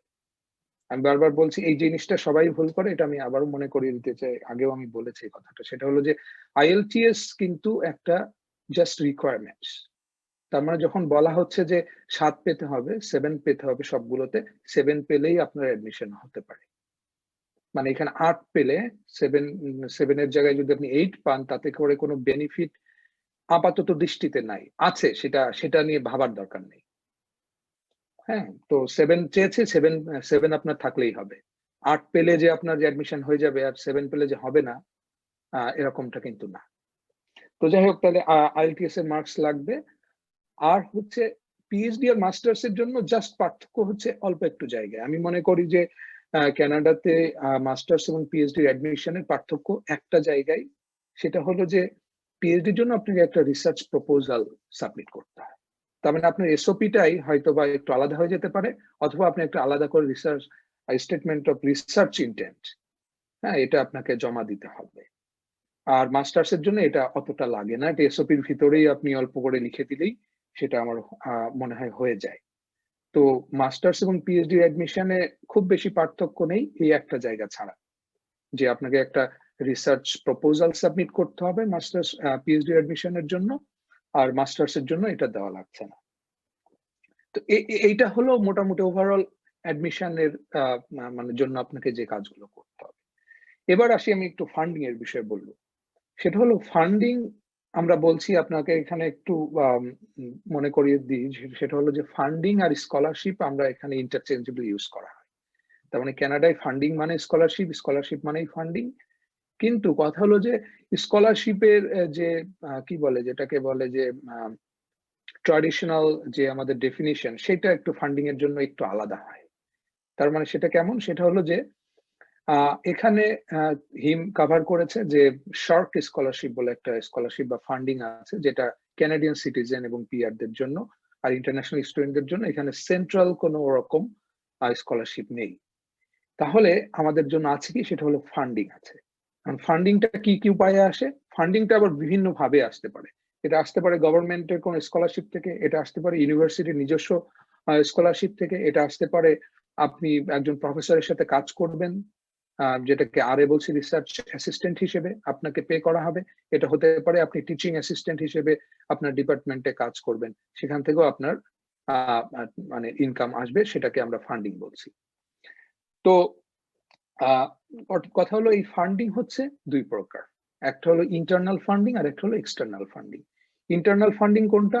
ইন্টারনাল ফান্ডিং হলো সেই ফান্ডিং যখনই আপনি অ্যাডমিশনের জন্য অ্যাপ্লাই করবেন, তখনই এই ইন্টারনাল ফান্ডিং এর জন্য আপনাকে অটোমেটিক্যালি কনসিডার করা হবে। মানে হচ্ছে আপনাকে অ্যাপ্লাই করা লাগবে না এই ফান্ডিং গুলো পাওয়ার জন্য। তো সেটা কম টাকা থেকে শুরু করে বেশি টাকা পর্যন্ত হতে পারে। আর এক্সটার্নাল ফান্ডিং আছে যেগুলোতে আপনি অ্যাপ্লাই করতে হবে, you have to apply separately. সেটা আপনি অ্যাডমিশনের আগেও আপনার অ্যাপ্লাই করার কিছু ফান্ডিং আছে, আবার অ্যাডমিশনের পরেও আপনি এখানে আসার পরেও সেখানে অ্যাপ্লাই করার কিছু সুযোগ আছে, সেগুলোকে আমরা বলছি এক্সটার্নাল ফান্ডিং। তো অ্যাডমিশনের সাথে ফান্ডিং কানেক্টেড, আমি বলেছিলাম কি কারণে কানেক্টেড, কারণ আসলে ফান্ডিংটা ডিপেন্ড করছে আপনার অ্যাডমিশন হওয়া না হওয়ার উপরে এবং আপনার অ্যাপ্লিকেশনের উপরে। তার মানে আপনার এসওপি, আপনার রেজুমে, আপনার আইএলটিএস, এভরিথিং মিলে যে আপনি অ্যাডমিশনের জন্য যে অ্যাপ্লিকেশন প্যাকেজটা ড্রপ করেছেন, সেটাই কিন্তু ডিটারমিন করবে এই ইন্টারনাল ফান্ডিংটা আপনি পাবেন কি পাবেন না। তো যেটা হলো যে তাহলে ফান্ডিংটা এভাবে কানেক্টেড। আরেকটা জায়গায় ফান্ডিং এর সাথে আবার ভিসা কানেক্টেড। কারণ হচ্ছে কানাডাতে এটা দেখা যায় ইউজুয়ালি মাস্টার্স এবং পিএইচডি প্রোগ্রামে যদি আপনার ফান্ডিং থাকে, আমি আবারও বলছি ফান্ডিং মানে সেটা ইন্টারনাল বা এক্সটার্নাল যে কোনো ধরনের স্কলারশিপ মানি হতে পারে, টিএশিপ হতে পারে, আরএশিপ হতে হবে, এক কথায় আপনার মানে মনিটারি রিসোর্স যদি আপনি কানাডাতে এনশিওর করতে পারেন, সেটা একটা ফান্ডিং। আর সেটা যদি আপনার থাকে তাহলে কিন্তু ভিসাটা হবে, এটা মোটামুটি নিশ্চিত। আর যদি আপনার ফান্ডিং কম থাকে, তার মানে আপনার আচ্ছা, কম থাকা বলতে আমি যেটা বোঝাচ্ছি সেটা হলো 1 বছর আপনার থাকতে যখন ভিসা অ্যাপ্লাই করতে হয়, তখন ওখানে দেখাতে হয় যে 1 বছরের আপনার সকল ধরনের খরচ কত হতে পারে। ইউজুয়ালি ধরেন যে 1 বছরের একজনের 10 থেকে $15,000 কানাডিয়ান ডলার খরচ হয়। তাহলে আপনাকে দেখাতে হবে যে 1 বছর আমি এত টাকা ফান্ডিং পাচ্ছি, এই 15,000 টাকাই আমি ফান্ডিং এর মাধ্যমে পাচ্ছি। তখন আপনার ভিসাটা সহজ হয়ে যাবে। আর যদি এই ফান্ডিংটা আপনার কম থাকে, মানে আপনার যদি 15,000 এর কম ফান্ডিং থাকে, 5,000 থাকে, 10,000 থাকে, তাহলেও ভিসা হতে পারে। তখন আপনার জন্য একটু চ্যালেঞ্জিং হবে, তবে তারপরেও হবে। আর যদি একেবারেই ফান্ডিং না থাকে, সেক্ষেত্রে কানাডাতে ভিসা পাওয়াটা খুবই ডিফিকাল্ট। তখন অনেক টাকা অনেক, সেগুলো আলাদা আলোচনা, আমি ওটা এখানে আনতে চাচ্ছি না। তো যাই হোক, তাহলে আপনার পুরো প্রক্রিয়াটাই মাথায় রাখতে হবে যে আমি একটা অ্যাপ্লিকেশন করতে চাই, সেখানে আমার প্রথমেই এই জিনিসগুলো তৈরি করতে হবে, এসওপি তৈরি করতে হবে, রাইটিং স্যাম্পল রেডি করতে হবে এবং সিভি রেডি করতে হবে। আর রেফারেন্স লেটারের কথা হিম বলেছে, এবং সেটা খুবই গুরুত্বপূর্ণ একটা ব্যাপার। কারণ হচ্ছে কানাডাতে অ্যাডমিশন প্রক্রিয়ায় আপনার যে 2 জন বা 3 জন রেফারি হবেন, তাদের রেফারেন্সটা খুবই গুরুত্বপূর্ণ। তার মানে আপনি যাদের কাছ থেকে রেফারেন্স নিচ্ছেন, আপনি এনশিওর করতে হবে যে তারা ঠিক মতো দিচ্ছেন রেফারেন্সটা এবং ভালো কথা লিখছেন আপনার সম্পর্কে। সেটা করতে পারলে এটা কিন্তু অ্যাডমিশনের জন্য খুবই খুবই গুরুত্বপূর্ণ ভূমিকা পালন করে। তো এই সবগুলো মিলিয়ে আপনি যখন অ্যাডমিশনটা এখানে পাবেন, তার সাথে ফান্ডিংও পেয়ে যাবেন এবং তার সাথে ভিসাও হয়ে যাবে। মানে এই প্রক্রিয়াটা মানে স্বাভাবিক, একেবারে স্বাভাবিক। মানে একটা যদি ঠিকমতো করতে পারেন, আসলে সবগুলো চলে আসবে অটোমেটিক। আচ্ছা, আমি আবার একটু ফান্ডিং নিয়ে একটা কথা বলতে চাই। সেটা হলো যে একটা জিনিস মিস করেছি। সেটা হলো যে পিএইচডি অ্যাডমিশন। আচ্ছা, আমি আবার ওখান থেকে আসি। যে আমরা যে বললাম যে ভিসার জন্য ফান্ডিং দরকার। তো মানে ফান্ডিং হলে ভিসাটা সহজ বা ভিসা হয়ে যাবে। তাহলে এবার কথা হলো যে ফান্ডিং আপনাকে কিভাবে আপনার মিলবে আর কিভাবে মিলবে না। কথা হলো যে আমি যতটুকু দেখেছি তাতে করে কানাডাতে পিএইচডি অ্যাডমিশন হলে ফান্ডিং হবেই। তার মানে এরা ইউজুয়ালি ফান্ডিং ছাড়া কোনো পিএইচডি স্টুডেন্টের অ্যাডমিট করে না। যেরকম আমি যে ডিপার্টমেন্টে আমি পিএইচডি করছি, এখানে প্রতি বছর এরা হচ্ছে অ্যাডমিশনের আগে এরা একটা মিটিং করে দেখে যে এদের টাকা পয়সা কত আছে। তার মানে how much they can fund student, I mean how many students they can fund. তারা এটার উপরে বেস করেই তারা চিন্তা করে বা ডিসাইড করে যে এবছর কতজনকে মাস্টার্স অ্যাডমিশন দিবে আর কতজনকে পিএইচডিতে অ্যাডমিশন দিবে। কারণ হচ্ছে ফান্ডিং ছাড়া পিএইচডিতে অ্যাডমিশন এখানে কানাডায় কোথাও হয় বলে আমার জানা নেই। তার মানে আপনাকে অটোমেটিক পিএইচডিতে অ্যাপ্লাই করলে অটোমেটিক আপনাকে ফান্ডিং এর জন্য কনসিডার করবেই। আর মাস্টার্স এর জন্য যেটা হয় সেটা হলো মাস্টার্স এর জন্য এটা হচ্ছে মিশ্র। তার মানে কোনো জায়গায় কোনো ইউনিভার্সিটির কোনো ডিপার্টমেন্ট ফান্ড করে, কোনো ডিপার্টমেন্ট ফান্ড করে না। তার মানে সেলফ ফিন্যান্সেও অ্যাডমিশন দেয় তারা। কিন্তু এখানেও আসলে ম্যাক্সিমাম ক্ষেত্রেই মনে হয়, আমি তো দেখি যে ফান্ডিং সহই মাস্টার্সেও অ্যাডমিশন প্রক্রিয়াটা থাকে। তো যার কারণে এই জিনিসগুলো আপনাকে প্রথমে মানে একটু খোঁজ করে নিতে হবে। খোঁজ করে নিতে হবে বলতে, আপনি যখনই একটা ইউনিভার্সিটিতে ঢুকবেন, তখন আপনি যখন শর্টলিস্ট করে ফেলেছেন যে আমি এই 5টা ইউনিভার্সিটিতে অ্যাপ্লাই করব, বা যখন আপনি শর্টলিস্ট করবেন তখন ওই মানে ইউনিভার্সিটি এবং ওই ডিপার্টমেন্টে আপনাকে ওদের অ্যাডমিশন ওখানে সব লেখা আছে। বেশ, এটা কিন্তু মানে খুবই সহজ খুঁজে বের করা। সেটা হলো যে কোথায় কি হচ্ছে। আপনি খুব সহজেই গুগল করে একটা ইউনিভার্সিটির ওয়েবসাইটে ঢুকে যান, সেই ইউনিভার্সিটি থেকে আপনি যে প্রোগ্রামে ভর্তি হতে চান সেই প্রোগ্রামে চলে যান, সেখানে একটু সময় দেন, দেখবেন যে আপনি সব তথ্য পেয়ে যাচ্ছেন যে ওরা কি রকম টাকা ফান্ড করে, কতজন স্টুডেন্ট প্রতি বছর ওরা অ্যাডমিট করে, মাস্টার্সে কতজন স্টুডেন্ট নেয়, পিএইচডি তে কতজন স্টুডেন্ট নেয়, এক্সিস্টিং স্টুডেন্ট কারা আছে, তাদের রিসার্চ টপিক কি। তার মানে আমার রিসার্চ টপিক কি সেটা কিন্তু এই ইউভিক এর ওয়েবসাইটে, এই লিঙ্গুইস্টিক্স ডিপার্টমেন্টে গেলে কিন্তু আপনি জানতে পারবেন। এই সবগুলো কিন্তু আপনাকে সময় দিয়ে করতে হবে। তো এই জন্য আমি যেটা বলি যে অনেকেই আমার স্টুডেন্ট বা আপনারা বা অনেকেই বাংলাদেশের সবাই এটা মনে করবেন। আমি চ্যাটে দেখছি একজন লিখেছেন CGPA is below 3 in bachelor. Is it possible to take chance in any university without publication? তো এই ধরনের কোশ্চেন করেন যে CGPA কম হলে অ্যাডমিশন হবে কি হবে না। আসলে একমাত্র CGPA দিয়ে অ্যাডমিশন ডিটারমিন হয় না। ডিটারমিন হয় অনেকগুলো, এই সবগুলো দিয়ে। প্রত্যেকটা ইন্ডিভিজুয়ালি ইম্প্যাক্ট করে আপনার অ্যাডমিশন পসিবিলিটিতে। সো আপনাকে CGPA কম আছে, তো আপনাকে পাবলিকেশন দিয়ে সেটাকে কভার করার চেষ্টা করতে হবে, বা আপনার পাবলিকেশন কম আছে, আপনাকে SOP দিয়ে সেটা কভার করার চেষ্টা করতে হবে। তার মানে আমি যেটা মনে করি যে CGPA তো আপনি আর তৈরি মানে এটাকে ফিরিয়ে নিয়ে আসতে পারবেন না। You can't go back and do your undergrad again and get good grades. সেটা তো আর পসিবল না। তাহলে what you can do now, you can publish papers, you can present in a paper, in a presentation, you can attend conferences, you can write your SOP in a very strong way. এগুলো করা যেতে পারে।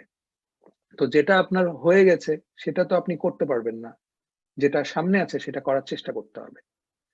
তো সবকিছু মিলিয়ে আমার যেটা মনে হয় যে ধৈর্য, সবকিছু মিলিয়ে আমার যেটা মনে হয় যে অ্যাডমিশনের জন্য either that could be masters or PhD, ধৈর্যটা হচ্ছে সবথেকে বড় গুরুত্বপূর্ণ ব্যাপার। আপনাকে ধৈর্য নিয়ে এখানে লাগতে হবে। হ্যাঁ, আমি যখন একেবারে পার্সোনাল এই অভিজ্ঞতা এবং একটা এক্সপেরিয়েন্স আমি শেয়ার করি। আমি যখন অ্যাডমিশনের জন্য চিন্তা ভাবনা করছি, তখন আমি কুষ্টিয়াতে সহকারী অধ্যাপক হিসেবে কর্মরত। তো আমার একজন কলিগ, উনি হচ্ছে অস্ট্রেলিয়া থেকে পিএইচডি করেছেন, মাস্টার্স করেছেন। তো আমি সেই স্যারকে, আমার কলিগকে জিজ্ঞেস করছি, তার কাছে আর কি পরামর্শ নিচ্ছি যে কিভাবে কি করব। তো উনি আমাকে প্রথমে একটা জিনিস বলছিলেন যে সজীব দেখেন, অ্যাডমিশন আপনার হবে, but it might take 2 or 3 years, 2 বছর বা 3 বছর লাগতে পারে। সেই ধৈর্য নিয়ে আপনি হচ্ছে শুরু করেন। কিন্তু আমার 6 মাসে হয়ে গেল, সেটা অন্য কথা। উনি কিন্তু আমাকে প্রিপেয়ার করেছিলেন, এভাবে বলেছিলেন যে 2 বছর 3 বছর ধরে আপনার ধরে নেন যে আপনার 2 বছর বা 3 বছর লাগবে অ্যাডমিশন কমপ্লিট হতে, সবকিছু মিলে। তো এই ধৈর্যটা নিয়ে আপনি যদি আগাতে পারেন, তাহলে কিন্তু অ্যাডমিশন পাওয়াটা কঠিন নয়। সেটা আপনার সিজিপিএ কম হোক, বেশি হোক, আর যাই হোক।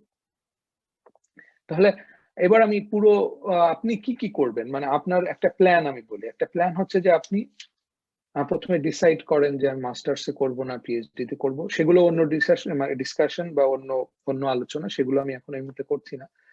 তো আপনি একটা ডিসাইড করলেন যে আমি কানাডাতে অ্যাপ্লিকেশন করব। তো এই যে আপনি ডিসাইড করলেন এবং এটা করবেন, এটা করতেও কিন্তু 1 বছর সময় লাগবে টোটাল। মানে আমি মিনিমাম একটা 1 বছরের প্যাকেজ হিসেবে বিষয়টা আমি দেখি, মিনিমাম। তার মানে আপনি যখনই চিন্তা করা শুরু করলেন, আমি টাইম লাইন দিয়ে কথা বলি। ধরেন আপনি জানুয়ারিতে শুরু করলেন যে আমি চিন্তা করা শুরু করলেন যে আমি অ্যাডমিশন অ্যাপ্লাই করব। তাহলে জানুয়ারি থেকে আপনি 1-2 মাস 3 মাস প্রিপারেশন নিয়ে আইএলটিএস দেন। এটা আপনার সক্ষমতার উপরে নির্ভর করে। এটা আপনি 1 মাসেও দিতে পারেন, 10 দিনেও দিতে পারেন, 3 মাসেও দিতে পারেন, মানে প্রিপারেশন টাইমটা। তো আমি ধরে নিলাম যে আপনি 3 মাসে একটা প্রিপারেশন নিয়ে আইএলটিএস দিবেন। তো তার আগে আপনাকে মোটামুটি ভাবে কানাডায় কিন্তু 6.5 হচ্ছে আইএলটিএস এর রিকোয়ারমেন্ট, মানে মোটামুটি ভাবে। কিন্তু এটা মনে রাখতে হবে ডিপার্টমেন্ট টু ডিপার্টমেন্ট এটা ভ্যারি করে। যেরকম লিঙ্গুইস্টিক্স এ পড়তে হলে সবগুলোতেই 7 লাগবে আমার ডিপার্টমেন্টে বা আমি যেখানে পড়ছি। তো এটা কিন্তু এক এক ইউনিভার্সিটিতে এক এক রকম। তো মোটামুটি যদি আপনি একটা 7 টার্গেট করে আপনি যদি ইয়ে করেন, তাহলে কিন্তু সহজে এটা চলে আসবে। তো আপনি এটা চিন্তা করে 3 মাসে প্রিপারেশন নিলেন। তারপরে 3 মাস পরে আপনার আইএলটিএস এ আপনার কাঙ্ক্ষিত আপনার স্কোর চলে আসলো। কাঙ্ক্ষিত স্কোর আসার পরে এবার আপনি প্রফেসরদের সাথে যোগাযোগ করলেন। এখানে প্রফেসরদের যোগাযোগ করার পর একটা জিনিস বলবো, সেটা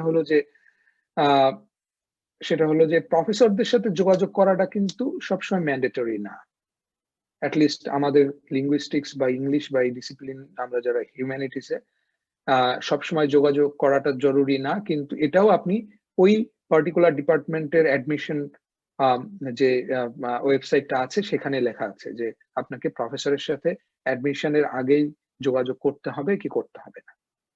তবে আমি যেরকম আমি যেখানে পড়ছি, এখানে যোগাযোগ করাটা ম্যান্ডেটরি ছিল না, কিন্তু তারপরে আমি যোগাযোগ করেছিলাম। কারণ যোগাযোগ করলে আপনার জন্য অ্যাডমিশনটা একটু সহজ হবে, আগে থেকে অনেক কিছু জানা যাবে ওই ডিপার্টমেন্ট সম্পর্কে। তাহলে আমি বললাম যে জানুয়ারি থেকে মার্চ পর্যন্ত আপনি অ্যাডমিশনের জন্য আইএলটিএস এর প্রিপারেশন নিলেন, এপ্রিলে পরীক্ষা দিলেন। এবার আপনি মে থেকে জুন জুলাই আগস্ট 3 মাস সময় নিলেন আপনি প্রফেসরদের সাথে যোগাযোগ করার। আর এই যে যখন আপনি আইএলটিএস এর প্রিপারেশন নিচ্ছিলেন, তখন ইউনিভার্সিটি শর্টলিস্ট করে ফেললেন। এদিকে পড়াশোনা হলো, মানে আইএলটিএস প্রিপারেশনও চললো, ইউনিভার্সিটি শর্টলিস্ট করে ফেললেন। তারপরে হচ্ছে আরো 3 মাস নিলেন প্রফেসরদের সাথে যোগাযোগ করার। তারপরে আরো 3 মাস নিলেন আপনি হচ্ছে আপনার এসওপি তৈরি করার এবং হচ্ছে যে অন্যান্য রাইটিং স্যাম্পল এগুলো ঠিকঠাক করার। এখন আপনার যদি পাবলিকেশন না থাকে, আপনি বলতেন আমার পাবলিকেশন নাই, তাহলে এই যে আপনি প্রথমেই যখন আইএলটিএস এর জন্য প্রিপারেশন নিচ্ছিলেন, তখনই একটা পাবলিকেশন, মানে কিছু একটা লিখে ফেলেন। আপনি একটা পাবলিকেশন করার চেষ্টা করেন। আপনাকে খুব যে নামি দামি জার্নালে পাবলিশ করতে হবে তা নয়। একটা পাবলিকেশন থাকলে কিন্তু ক্রেডিবিলিটি অনেক বাড়বে, অ্যাটলিস্ট পিএইচডি এর ক্ষেত্রে অনেক বাড়বে, মাস্টার্স এর ক্ষেত্রেও বাড়বে। মাস্টার্স এর ক্ষেত্রে অতটা ম্যান্ডেটরি না হলেও পিএইচডি এর ক্ষেত্রে বেশ খানিকটা দরকারি আর কি। তো এইটা হলো, তাহলে তারপরে আপনি অ্যাপ্লিকেশন করলেন, তারপরে আপনার ইয়ে হলো, যদি অ্যাডমিশন হয় এবার ভিসা টিজা করতে আসলে 1 বছর না 1 বছরের বেশি লেগে যাবে। যদি ভিসা মানে অ্যাডমিশন পেতেই আপনার 1 বছরের বেশি সময় লেগে যাবে। তো এইজন্য সবকিছু মিলে যেটা দেখা যায় যে প্রচুর পরিমাণে ধৈর্য নিয়ে এবং সাহস নিয়ে যদি আপনি এই কাজে নামেন, এটা সাকসেসফুল হওয়া সম্ভব। আপনার জিপিএ কম, আপনার আইএলটিএস এ কম, আইএলটিএস এ তো আর কম বেশি বলে কথা না। আমি আগেই বলেছি যে আইএলটিএস এর যে মিনিমাম রিকোয়ারমেন্টস, ওটা যদি আপনি ফুলফিল করতে পারেন, দ্যাটস ইনাফ। এগুলো যদি থাকে তাহলে কিন্তু অ্যাডমিশন পাওয়াটা খুব বেশি কঠিন বলে আমি মনে করি না। ধন্যবাদ সজীব। আমরা এখানে একটা প্রশ্ন যেটা ছিল সেটা ইতোমধ্যেই সজীব উত্তর দিয়েই ফেলেছেন, যে সিজিপিএ নিয়ে যে চিন্তাটা থাকে সেটা নিয়ে আসলে কি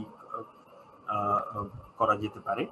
আর একটা হচ্ছে সেটা খুব স্পেসিফিক একটা কোশ্চেন, যে লিঙ্গুইস্টিক্সের কিছু কিছু বিষয় নিয়ে সজীব পরামর্শ দিতে পারেন কিনা পিএইচডি প্রপোজালের ব্যাপারে।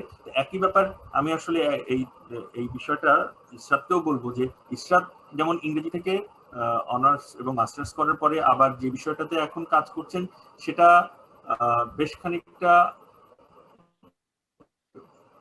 একটু ভিন্নতর স্ট্রিমের দিকেই গেছে। তাহলে সজীব এবং ইসরাত দুজনেই যদি পরপর একটু আমাদের শিক্ষার্থীদেরকে বলেন যে কোন কোন বিষয়গুলো নিয়ে পরামর্শ দিতে পারেন, যে কোন কোন বিষয়গুলোর দিকে তারা একটু খোঁজ খবর নিতে পারেন।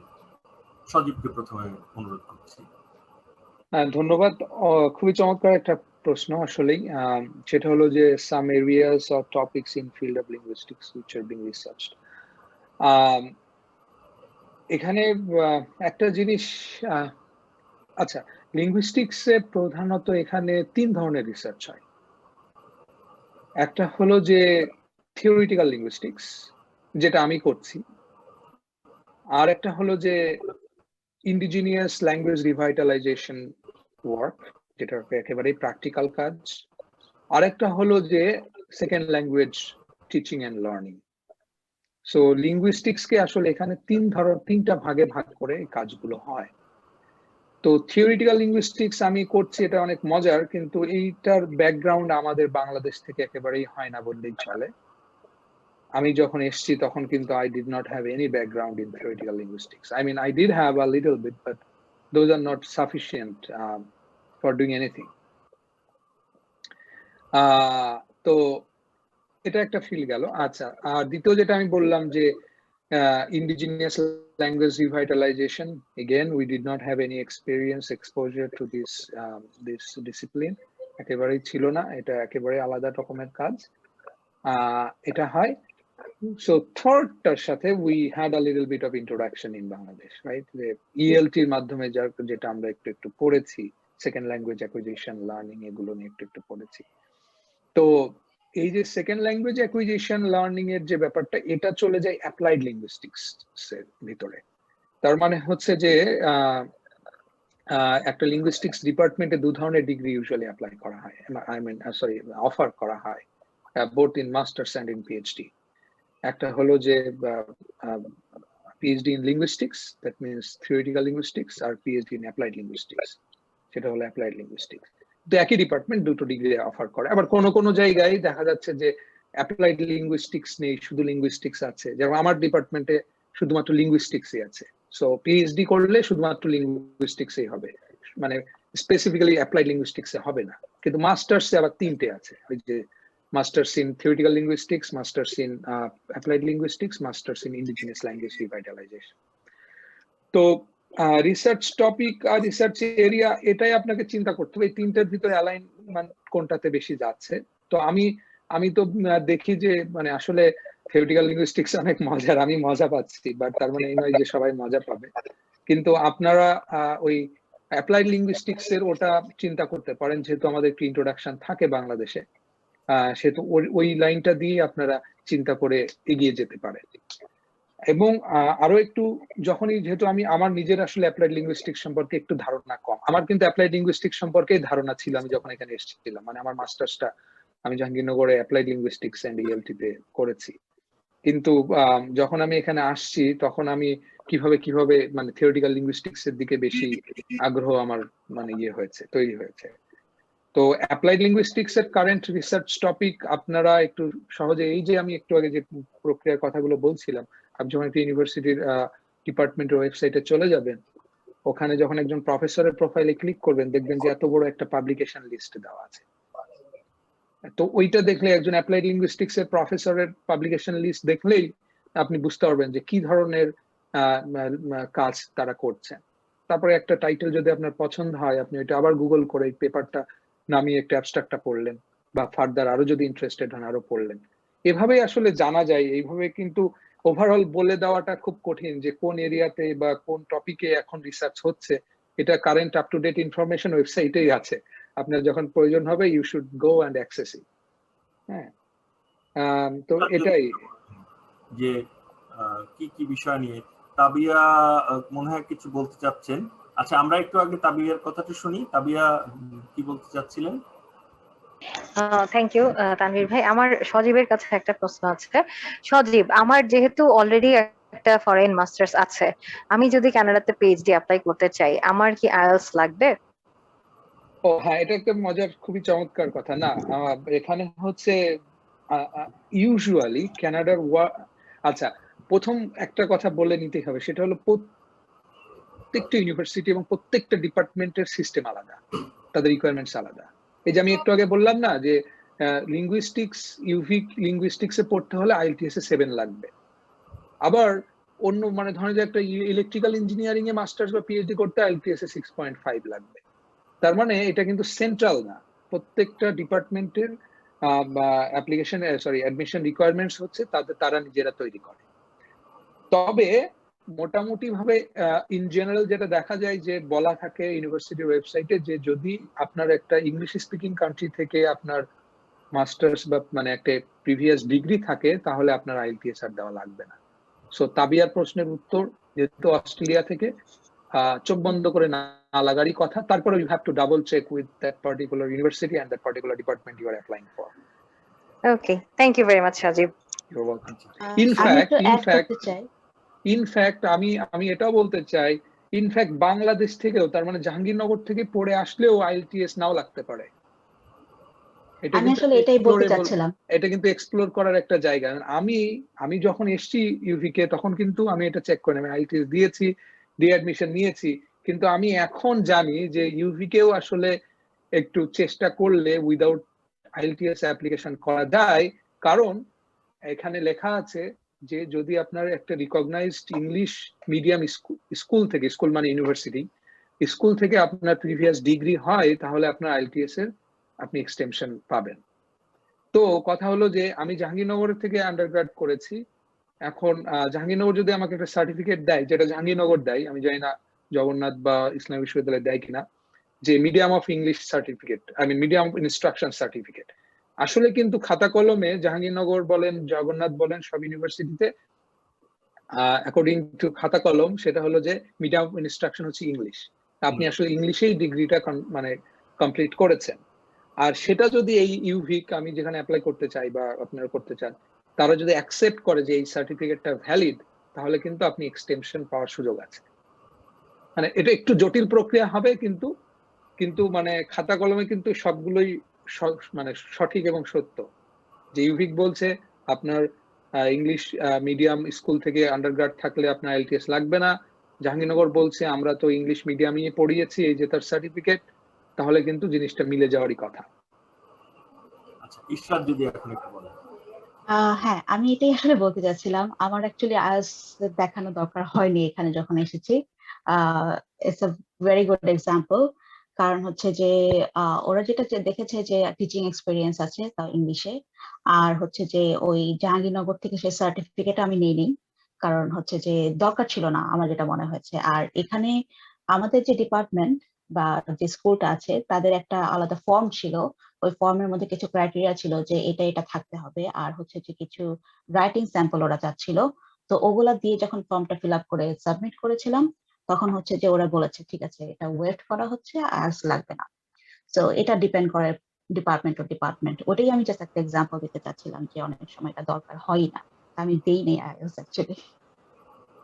আচ্ছা, ঈশ্বর যদি একই সাথে বলেন যে কি কি ধরনের বিষয় আপনার ঈশ্বর কি শুনতে পাচ্ছেন?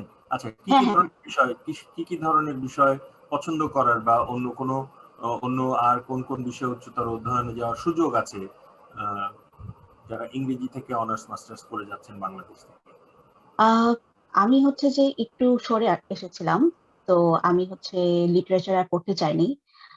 তো এটা একটা বড় কারণ যে আমি আহ, কিছুটা ফিল্ম নিয়ে কাজ করেছিলাম।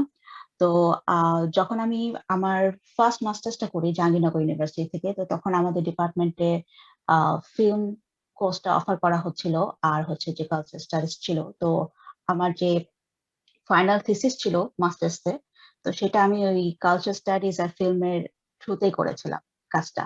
তো এই কারণে যেটা হয়েছে যে আমার ফিউচার পাবলিকেশন বা ইন্টারেস্ট সবকিছু হচ্ছে ওইটা রিলেটেড ছিল। তো এই কারণে যখন এখানে অ্যাপ্লাই করি, তখন হচ্ছে যে এই টপিকস গুলোর জন্য আমি কিছু প্রফেসর খুঁজতে থাকি। তো তখন রিয়েলাইজ করি যে এই ডিপার্টমেন্টের আন্ডারে করলে, তো এই প্রফেসরের আন্ডারে করলে আমি হচ্ছে যে নতুন কিছু শিখতে পারবো, নতুন কিছু জানতে পারবো, আর আমার ফিল্ডটাও স্ট্রং হবে। তো এই কারণে হচ্ছে যে এখানে কন্টেম্পোরারি আর্টস এ অ্যাপ্লাই করা। তো আর এখানে আসার পর আবার জানতে পারলাম যে শুধু আমি না, আমার মতো আরো কিছু প্রফেসররা ছিল যারা হচ্ছে যে তারাও ইংলিশ ব্যাকগ্রাউন্ডে ছিল। যেমন আমি আরেকজন প্রফেসরের আন্ডারে টিএ করছিলাম।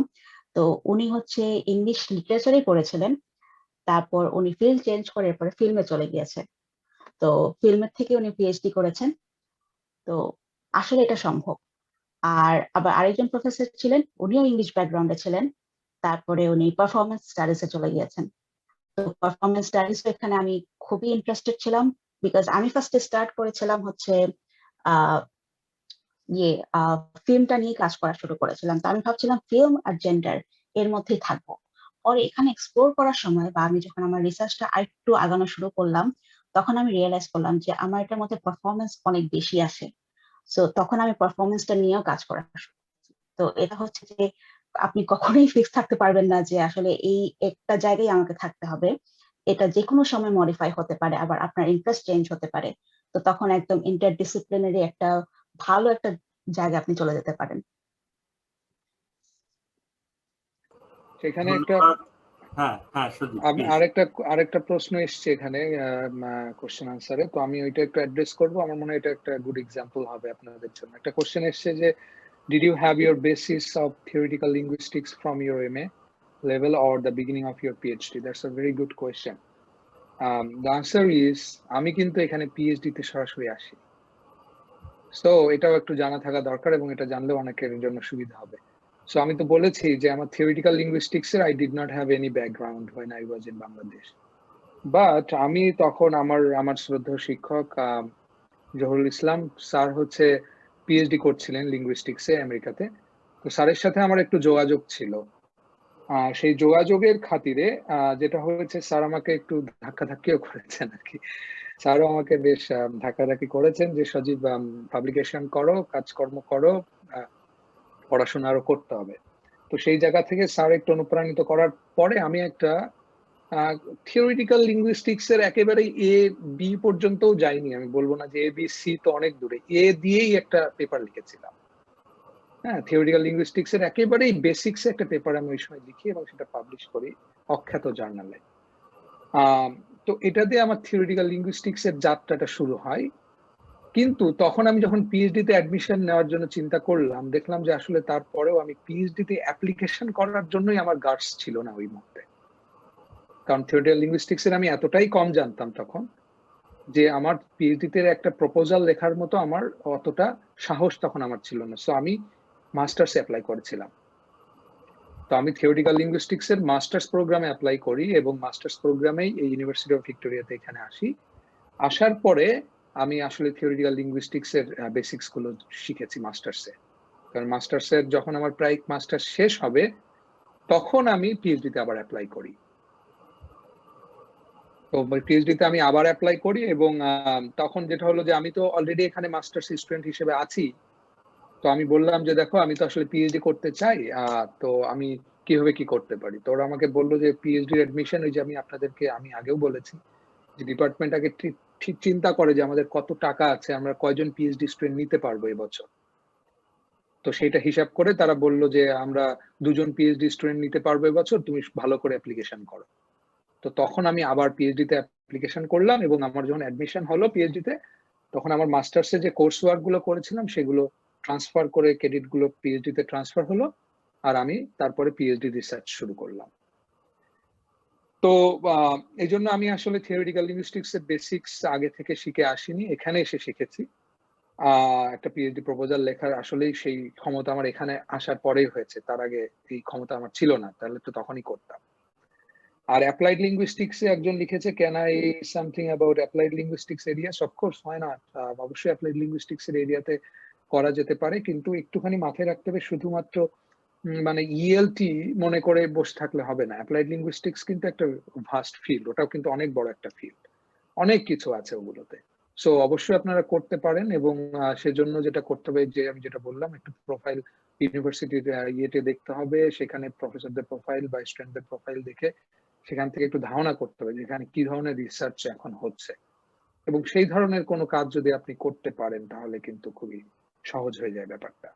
তো সবকিছু মিলে যে জিনিসটা হয় কি, যে আপনি আপনি আপনি একটা জিনিস, একটা কাজ করতে আসছেন রিসার্চ, সেটার জন্য আপনার এলিজিবিলিটিটা আপনাকে শো করতে হবে। সেটা কিসের মাধ্যমে করতে পারেন? আপনি আপনার পাবলিকেশন দিয়ে করতে পারেন, আপনি আপনার এসওপি দিয়ে করতে পারেন, আপনি আপনার রাইটিং স্যাম্পল দিয়ে করতে পারেন, আর আপনার ব্যাকগ্রাউন্ড যে রেজাল্টটা আছে সেটাও কিছুটা রিফ্লেক্ট করবে। এর বাইরে কিন্তু আর কিছু নেই, কয়েকটা জিনিস। তো আপনি যদি হিম যেটা বলছিল যে একটা ফিল্ড সুইচ করতে চান, যে আমি এখন ইংলিশে পড়ে এসে আমি লিঙ্গুইস্টিক্সে কাজ করতে চাই, তো আমাকে দেখাতে হবে যে I am more or less capable of doing this kind of research. এবং how do I show that? I will show that with my publication, I will show that with my writing sample, I will show that with my SOP. আর যদি আমার ব্যাকগ্রাউন্ডের, যদি আমার linguistics related কোনো course থাকতো, তাহলে সেটা দেখাতাম যে দেখো আমি এই কোর্সগুলো পড়েছি। না থাকলে তো ওটা নাই। তো আপনাকে শুধু মানে দেখাতে হবে যে আমি এটার জন্য কেপাবল, এবং সেটা দেখানোর এই কয়েকটাই উপায়। হ্যাঁ, ধন্যবাদ। আমার মনে হয় যে আর কোনো কিছু বলার নেই। আর কোনো প্রশ্ন নেই, তাহলে আমরা এখন সমাপ্তির দিকে যেতে পারি। সজীব ভাই যথেষ্ট এক্সপেরিয়েন্স পারসন। আমি বলতে চাচ্ছিলাম যে ভাইয়া, আমরা তো ন্যাশনাল ইউনিভার্সিটি ব্যাকগ্রাউন্ডের কিছু স্টুডেন্ট আছি, আমাদের হোপ আছে যে আমরা বাইরে পড়বো, এরকমের স্বপ্ন আমরাও দেখি। এখন ব্যাপারটা হচ্ছে, আমি যখন আমার ডিপার্টমেন্টের হেড বা অন্য কোনো টিচারের সাথে এই পাবলিকেশনের ব্যাপারে কথা বলি, তারা অ্যাকচুয়ালি এই ফিল্ডে ইন্টারেস্টেড না, তারা এই সাপোর্টটা কখনোই দিতে পারতেছে না। তো আমি যেহেতু রেজাল্টের দিক থেকে একটু ইয়াতে আছি, 3 নিচে থাকবে আমার মাস্টার্সের অনার্সের রেজাল্ট, আমি এখন ফাইনাল ইয়ারে আছি। তো পাবলিকেশনটা হইলে আমাকে একটু সাপোর্ট করতে, কিন্তু হাউ ইজ ইট পসিবল? আমি এখন পাবলিকেশনটা কিভাবে করতে পারি, বা এই ধরনের কোনো সাজেশন যদি আপনার কাছ থেকে পাইতাম। পাবলিকেশন কিভাবে করতে পারেন সেটা তো একটা, আপনাকে আপনি প্রথম কথা হলো যে আপনি পাবলিকেশন তো আপনাকে নিজেকেই করতে হবে, মানে আপনাকে রিসার্চটা করতে হবে, সেটা লিখতে হবে। তো এটা আপনাকে আগে মানে সেটা স্বীকার করে নিতে হবে যে কাজটা আমি করব। সেটা যখন আপনি ডিসাইড করবেন, স্বীকার করে নেবেন, তারপরে যদি আপনার সাপোর্ট দরকার হয় যে how to right thesis statement, how to write the methodology section, সেগুলোর জন্য আপনাকে খোঁজ করতে হবে যে কারা আপনাকে হেল্প করতে পারে। তো এটার জন্য আপনি এটা করতে পারেন, আপনার দেখেন কোনো না কোনো বন্ধু বান্ধব হয়তো পড়ছে, অন্য কোনো বিশ্ববিদ্যালয়ে পড়ছে, যাদের হয়তো রিসার্চ মেথোডোলজির উপর একটা কোর্স আছে, তো সেই বন্ধুর কাছ থেকে কিন্তু আপনি হেল্প নিতে পারেন। অথবা আপনি যদি আর কেউ যদি আপনাকে সহযোগিতা করতে পারে, কোনো শিক্ষক, কোনো যারা রিসার্চ করেন বা পাবলিকেশন করেন, তাদের সাথে যোগাযোগ করে আপনাকে শিখতে হবে। এখন এটা তো খুবই পার্সোনাল প্রশ্ন যে আপনি কিভাবে এই সাপোর্টটা ম্যানেজ করবেন, সেটা আপনাকে করতে হবে, সামহাউ ম্যানেজ করতে হয় সাপোর্টটা। এবং সেটার জন্য আমার মনে হয় সবথেকে বড় সুযোগ হচ্ছে যে এই ধরনের কোনো বন্ধু বান্ধব খুঁজে বের করা যারা বিশ্ববিদ্যালয়ে পড়ছে, এবং যাদের আমি মোটামুটি শিওর যে প্রত্যেক ডিপার্টমেন্টেই বিশ্ববিদ্যালয়ে রিসার্চ মেথোডোলজির কোর্স থাকে বা ছাত্ররা পড়ে, রিসার্চ তারা যতটুকুই করে কিছু না কিছু করে, তো তারা কিন্তু আপনাকে খুব চমৎকার হেল্প করতে পারবে। বা ওই বন্ধুর মাধ্যমে ওই বিশ্ববিদ্যালয়ের একজন শিক্ষকের সাথেও আপনার যোগাযোগ হয়ে যেতে পারে, যে তার কাছ থেকে আপনি সাপোর্ট নিতে পারেন। আর আরো একটা বড় জায়গা হলো যে প্রচুর পরিমাণে এই ধরনের জার্নাল আর্টিকেল নিজে পড়া, যে তারা কিভাবে লিখছে, প্যাটার্নটা কিরকম ভাবে তারা একটা ইন্ট্রোডাকশন লেখে, কিরকম ভাবে তারা একটা অ্যাবস্ট্রাক্ট লেখে, কিভাবে ডেটাগুলা প্রেজেন্ট করে, এগুলো কিন্তু আপনারা ওখান থেকে দেখতে পারবেন। আমি মনে হয় উত্তর চেষ্টা করেছি আর কি যতটুকু দেওয়ার সম্ভব। বাংলাদেশে যতগুলো বিশ্ববিদ্যালয় আছে না, বাংলাদেশে যেগুলো সরকারি আমি সরকারি বিশ্ববিদ্যালয় বলি, কেউ কারোর যদি একটুখানি খারাপ লাগে তাহলে আমাকে ক্ষমা করে দেবেন। সরকারি বিশ্ববিদ্যালয় বলি, স্বায়ত্তশাসিত বিশ্ববিদ্যালয় এবং সরকারি বিশ্ববিদ্যালয় যেগুলো আছে সেগুলো।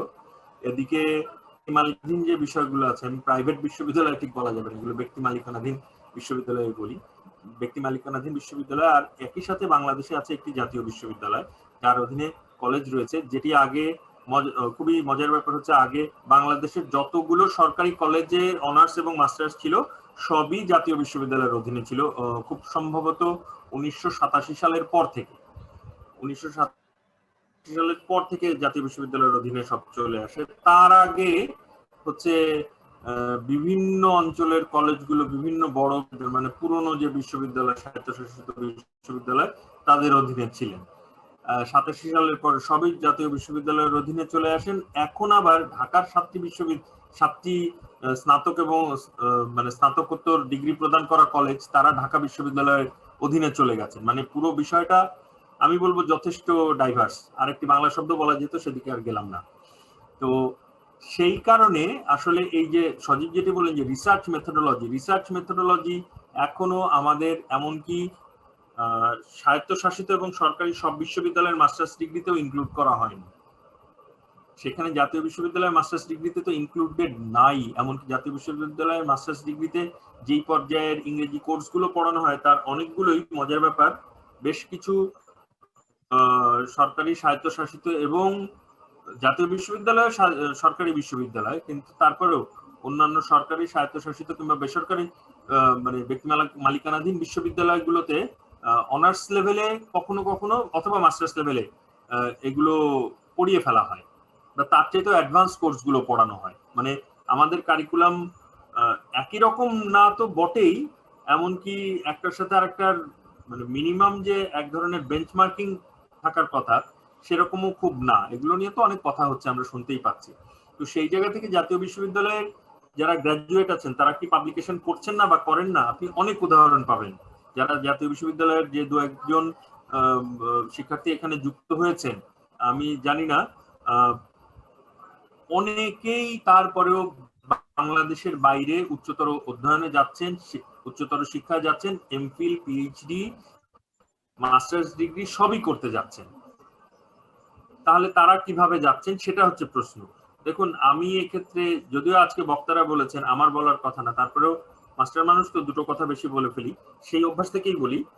উচ্চতর অধ্যয়ন বা উচ্চতর শিক্ষা একটি দীর্ঘমেয়াদী প্রক্রিয়া।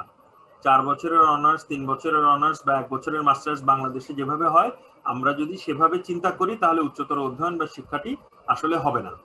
এটার জন্য আমাদেরকে একটি দীর্ঘমেয়াদী ধৈর্য ধরে একটি পরিকল্পনা করতে হবে এবং সেই পরিকল্পনা অনুযায়ী সামনে আগাতে হবে। আমি প্রসঙ্গক্রমে বলি, আমার ধারণা বাংলাদেশে আমরা কেউ এইটা চিন্তা করি না যে আমি পেশাদার গবেষক হব, অথচ আমার ভারতীয় একজন বন্ধু আছেন যার বয়স অনেক কম, মাত্র 23 বা 24 বছর বয়স। তিনি বিশ্ববিদ্যালয়ের শিক্ষকতার সুযোগ পেয়েছেন, তিনি সেটি গ্রহণ করছেন না। তিনি বলছেন যে আমি একজন পেশাদার গবেষক হব। মজার ব্যাপার, তিনি কিন্তু আর্টস অ্যান্ড হিউম্যানিটিজেরই শিক্ষার্থী এবং তিনি এখন যে বিষয়টি নিয়ে গবেষণা করছেন সেটি কম্পারেটিভ লিটারেচার পর্যায়ে পড়ে এবং সেই বিষয়ে গবেষণার জন্য বৃত্তি নিয়ে তিনি ইউরোপে গেছেন, ইউরোপের বিভিন্ন দেশে যে কাজ করে এসেছেন। মজার ব্যাপার, তার গবেষণার বিষয়বস্তু কিন্তু ভারতীয় সাহিত্য। তার মানে যদি কেউ গবেষণা করতে চান, উচ্চতর অধ্যয়নে যেতে চান, তাহলে মাথায় রাখতে হবে যে এটি দীর্ঘমেয়াদী পরিকল্পনা। প্রসঙ্গক্রমে আরো একটি বিষয় বলি, আমার কিছুদিন আগে আরো একজন ব্যক্তির সাথে পরিচয় হয়েছে যিনি নিউ ইয়র্ক পুলিশ ডিপার্টমেন্টে কাজ করেন। তিনি একজন পুলিশ অফিসার, কিন্তু একই সাথে তার 4খানা পিএইচডি ডিগ্রি আছে। বাংলাদেশে আমরা মনে হয় এভাবে চিন্তাও করি না। 4খানা পিএইচডি ডিগ্রি আছে। বাংলাদেশে আমরা 1খানা পিএইচডি ডিগ্রি নিয়ে চিন্তা করলে মোটামুটি আমাদের ঘাম ছুটে যায়, সেখানে তিনি 4খানা পিএইচডি করেছেন। মজার ব্যাপার, তিনি কিন্তু বাংলাদেশে বংশোদ্ভূত। সুতরাং ধৈর্য থাকতে হবে, চেষ্টা থাকতে হবে, খুঁজতে হবে। বাংলাদেশের বেশিরভাগ বিশ্ববিদ্যালয়গুলোই জার্নাল প্রকাশ করে, সেখানে যেতে হবে, সেগুলো খুঁজে বের করে বাংলাদেশের বিভিন্ন বিশ্ববিদ্যালয়ে যে সকল শিক্ষকরা আছেন, ছাত্ররা আছেন, তাদের সাথে যোগাযোগ করার চেষ্টা করতে হবে। ইংরেজি বিভাগের ছাত্ররা যেমন ইংরেজি বিভাগের বাইরে আর বন্ধুত্ব করতে চায় না, এটা একেবারেই ভালো সঠিক কোনো মানে মানসিকতা নয়। বাইরে বেরোতে হবে, বাইরে না বেরোলে কিছুই শেখা যাবে না। রাফি হাত তুলেছে, রাফি যদি বলেন। হ্যাঁ ভাই, আমি দুইটা বিষয় নিয়ে কথা বলতে চাচ্ছিলাম। একটা হচ্ছে অ্যাপ্লাইড লিঙ্গুইস্টিক্স এর research area.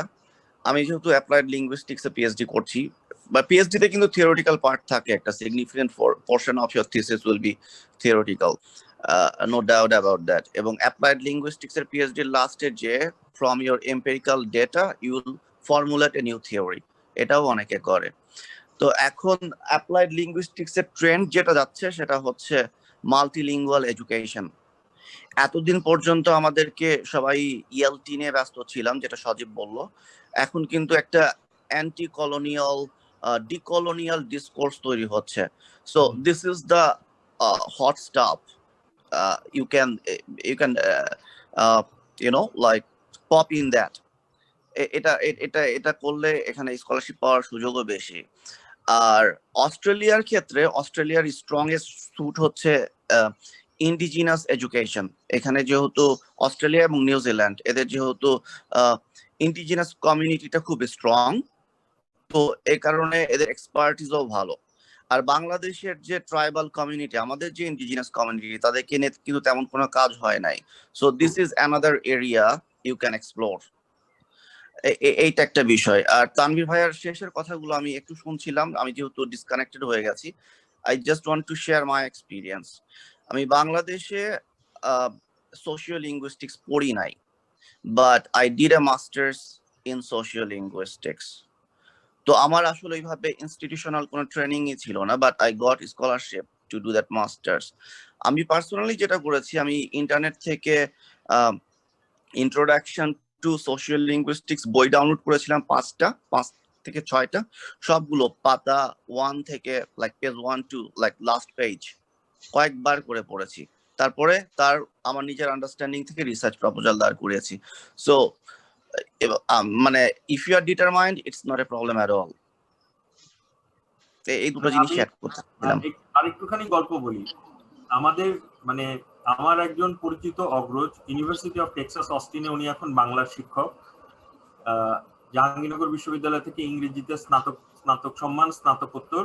New York city ইউনিভার্সিটিতে উনি ফিলোলজিতে পিএইচডি করেছেন। ওনার পিএইচডি বিষয়বস্তু ছিল রাজশাহীর ককবরক ভাষা। তাহলে আমার ধারণা শিক্ষার্থীরা বুঝতে পারছেন যে আপনারা যদি মগজ না খুলেন, চোখ না খুলেন, হাত বাইরের দিকে না বাড়ান, তাহলে উচ্চশিক্ষা, উচ্চতর অধ্যয়ন আসলে হবে না। এটা আপনাদেরকে অবশ্যই করতে হবে, আমাদেরকে অবশ্যই করতে হবে। না হলে সামনে যে সময় আসছে, আমরা যদি মানে ডিমের খোলসের ভিতরে ঢুকে যাই, তাহলে আসলে শেষ পর্যন্ত ডিম সেদ্ধ হব। এটা একটু মাথায় রাখার প্রয়োজন আছে। সজীব কিছু বলতে চাইছিলেন? দুঃখিত, কারণ সময় চলে যাচ্ছে। আমার সমস্যা নেই, কথা বলতে ভালোই লাগে। আমার কথা শুনে যদি কারোর উপকার হয়, সেটাতে আরো অনেক ভালো লাগারই কথা। সেজন্য ভালো লাগে। যাই হোক, আমি তাকরিম যে প্রশ্ন করেছিলেন, রাইট? তাকরিম প্রশ্ন করেছিলেন যে পাবলিকেশন কিভাবে করতে পারেন।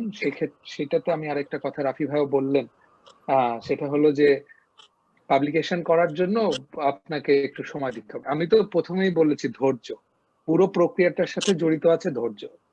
আপনার ধৈর্য থাকলে ইউ ক্যান শাইন, কোনো সমস্যা এটা পারবেন।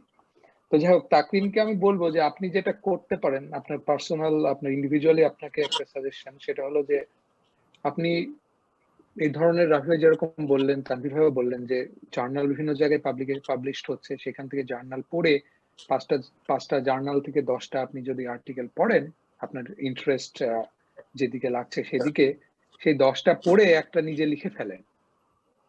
আপনার রিসার্চ করার দরকার নেই, আপনি জাস্ট একটা লিখে ফেলেন, মানে নিজে একটা কিছু লিখে ফেলেন। লিখে ফেলে সেটা আপনি যারা রিসার্চ করেন, এরকম একজন বন্ধু বা এরকম একজন শিক্ষক, তাকে পাঠান যে আমাকে একটু লেখাটা একটু দেখে দাও, কেমন হয়েছে।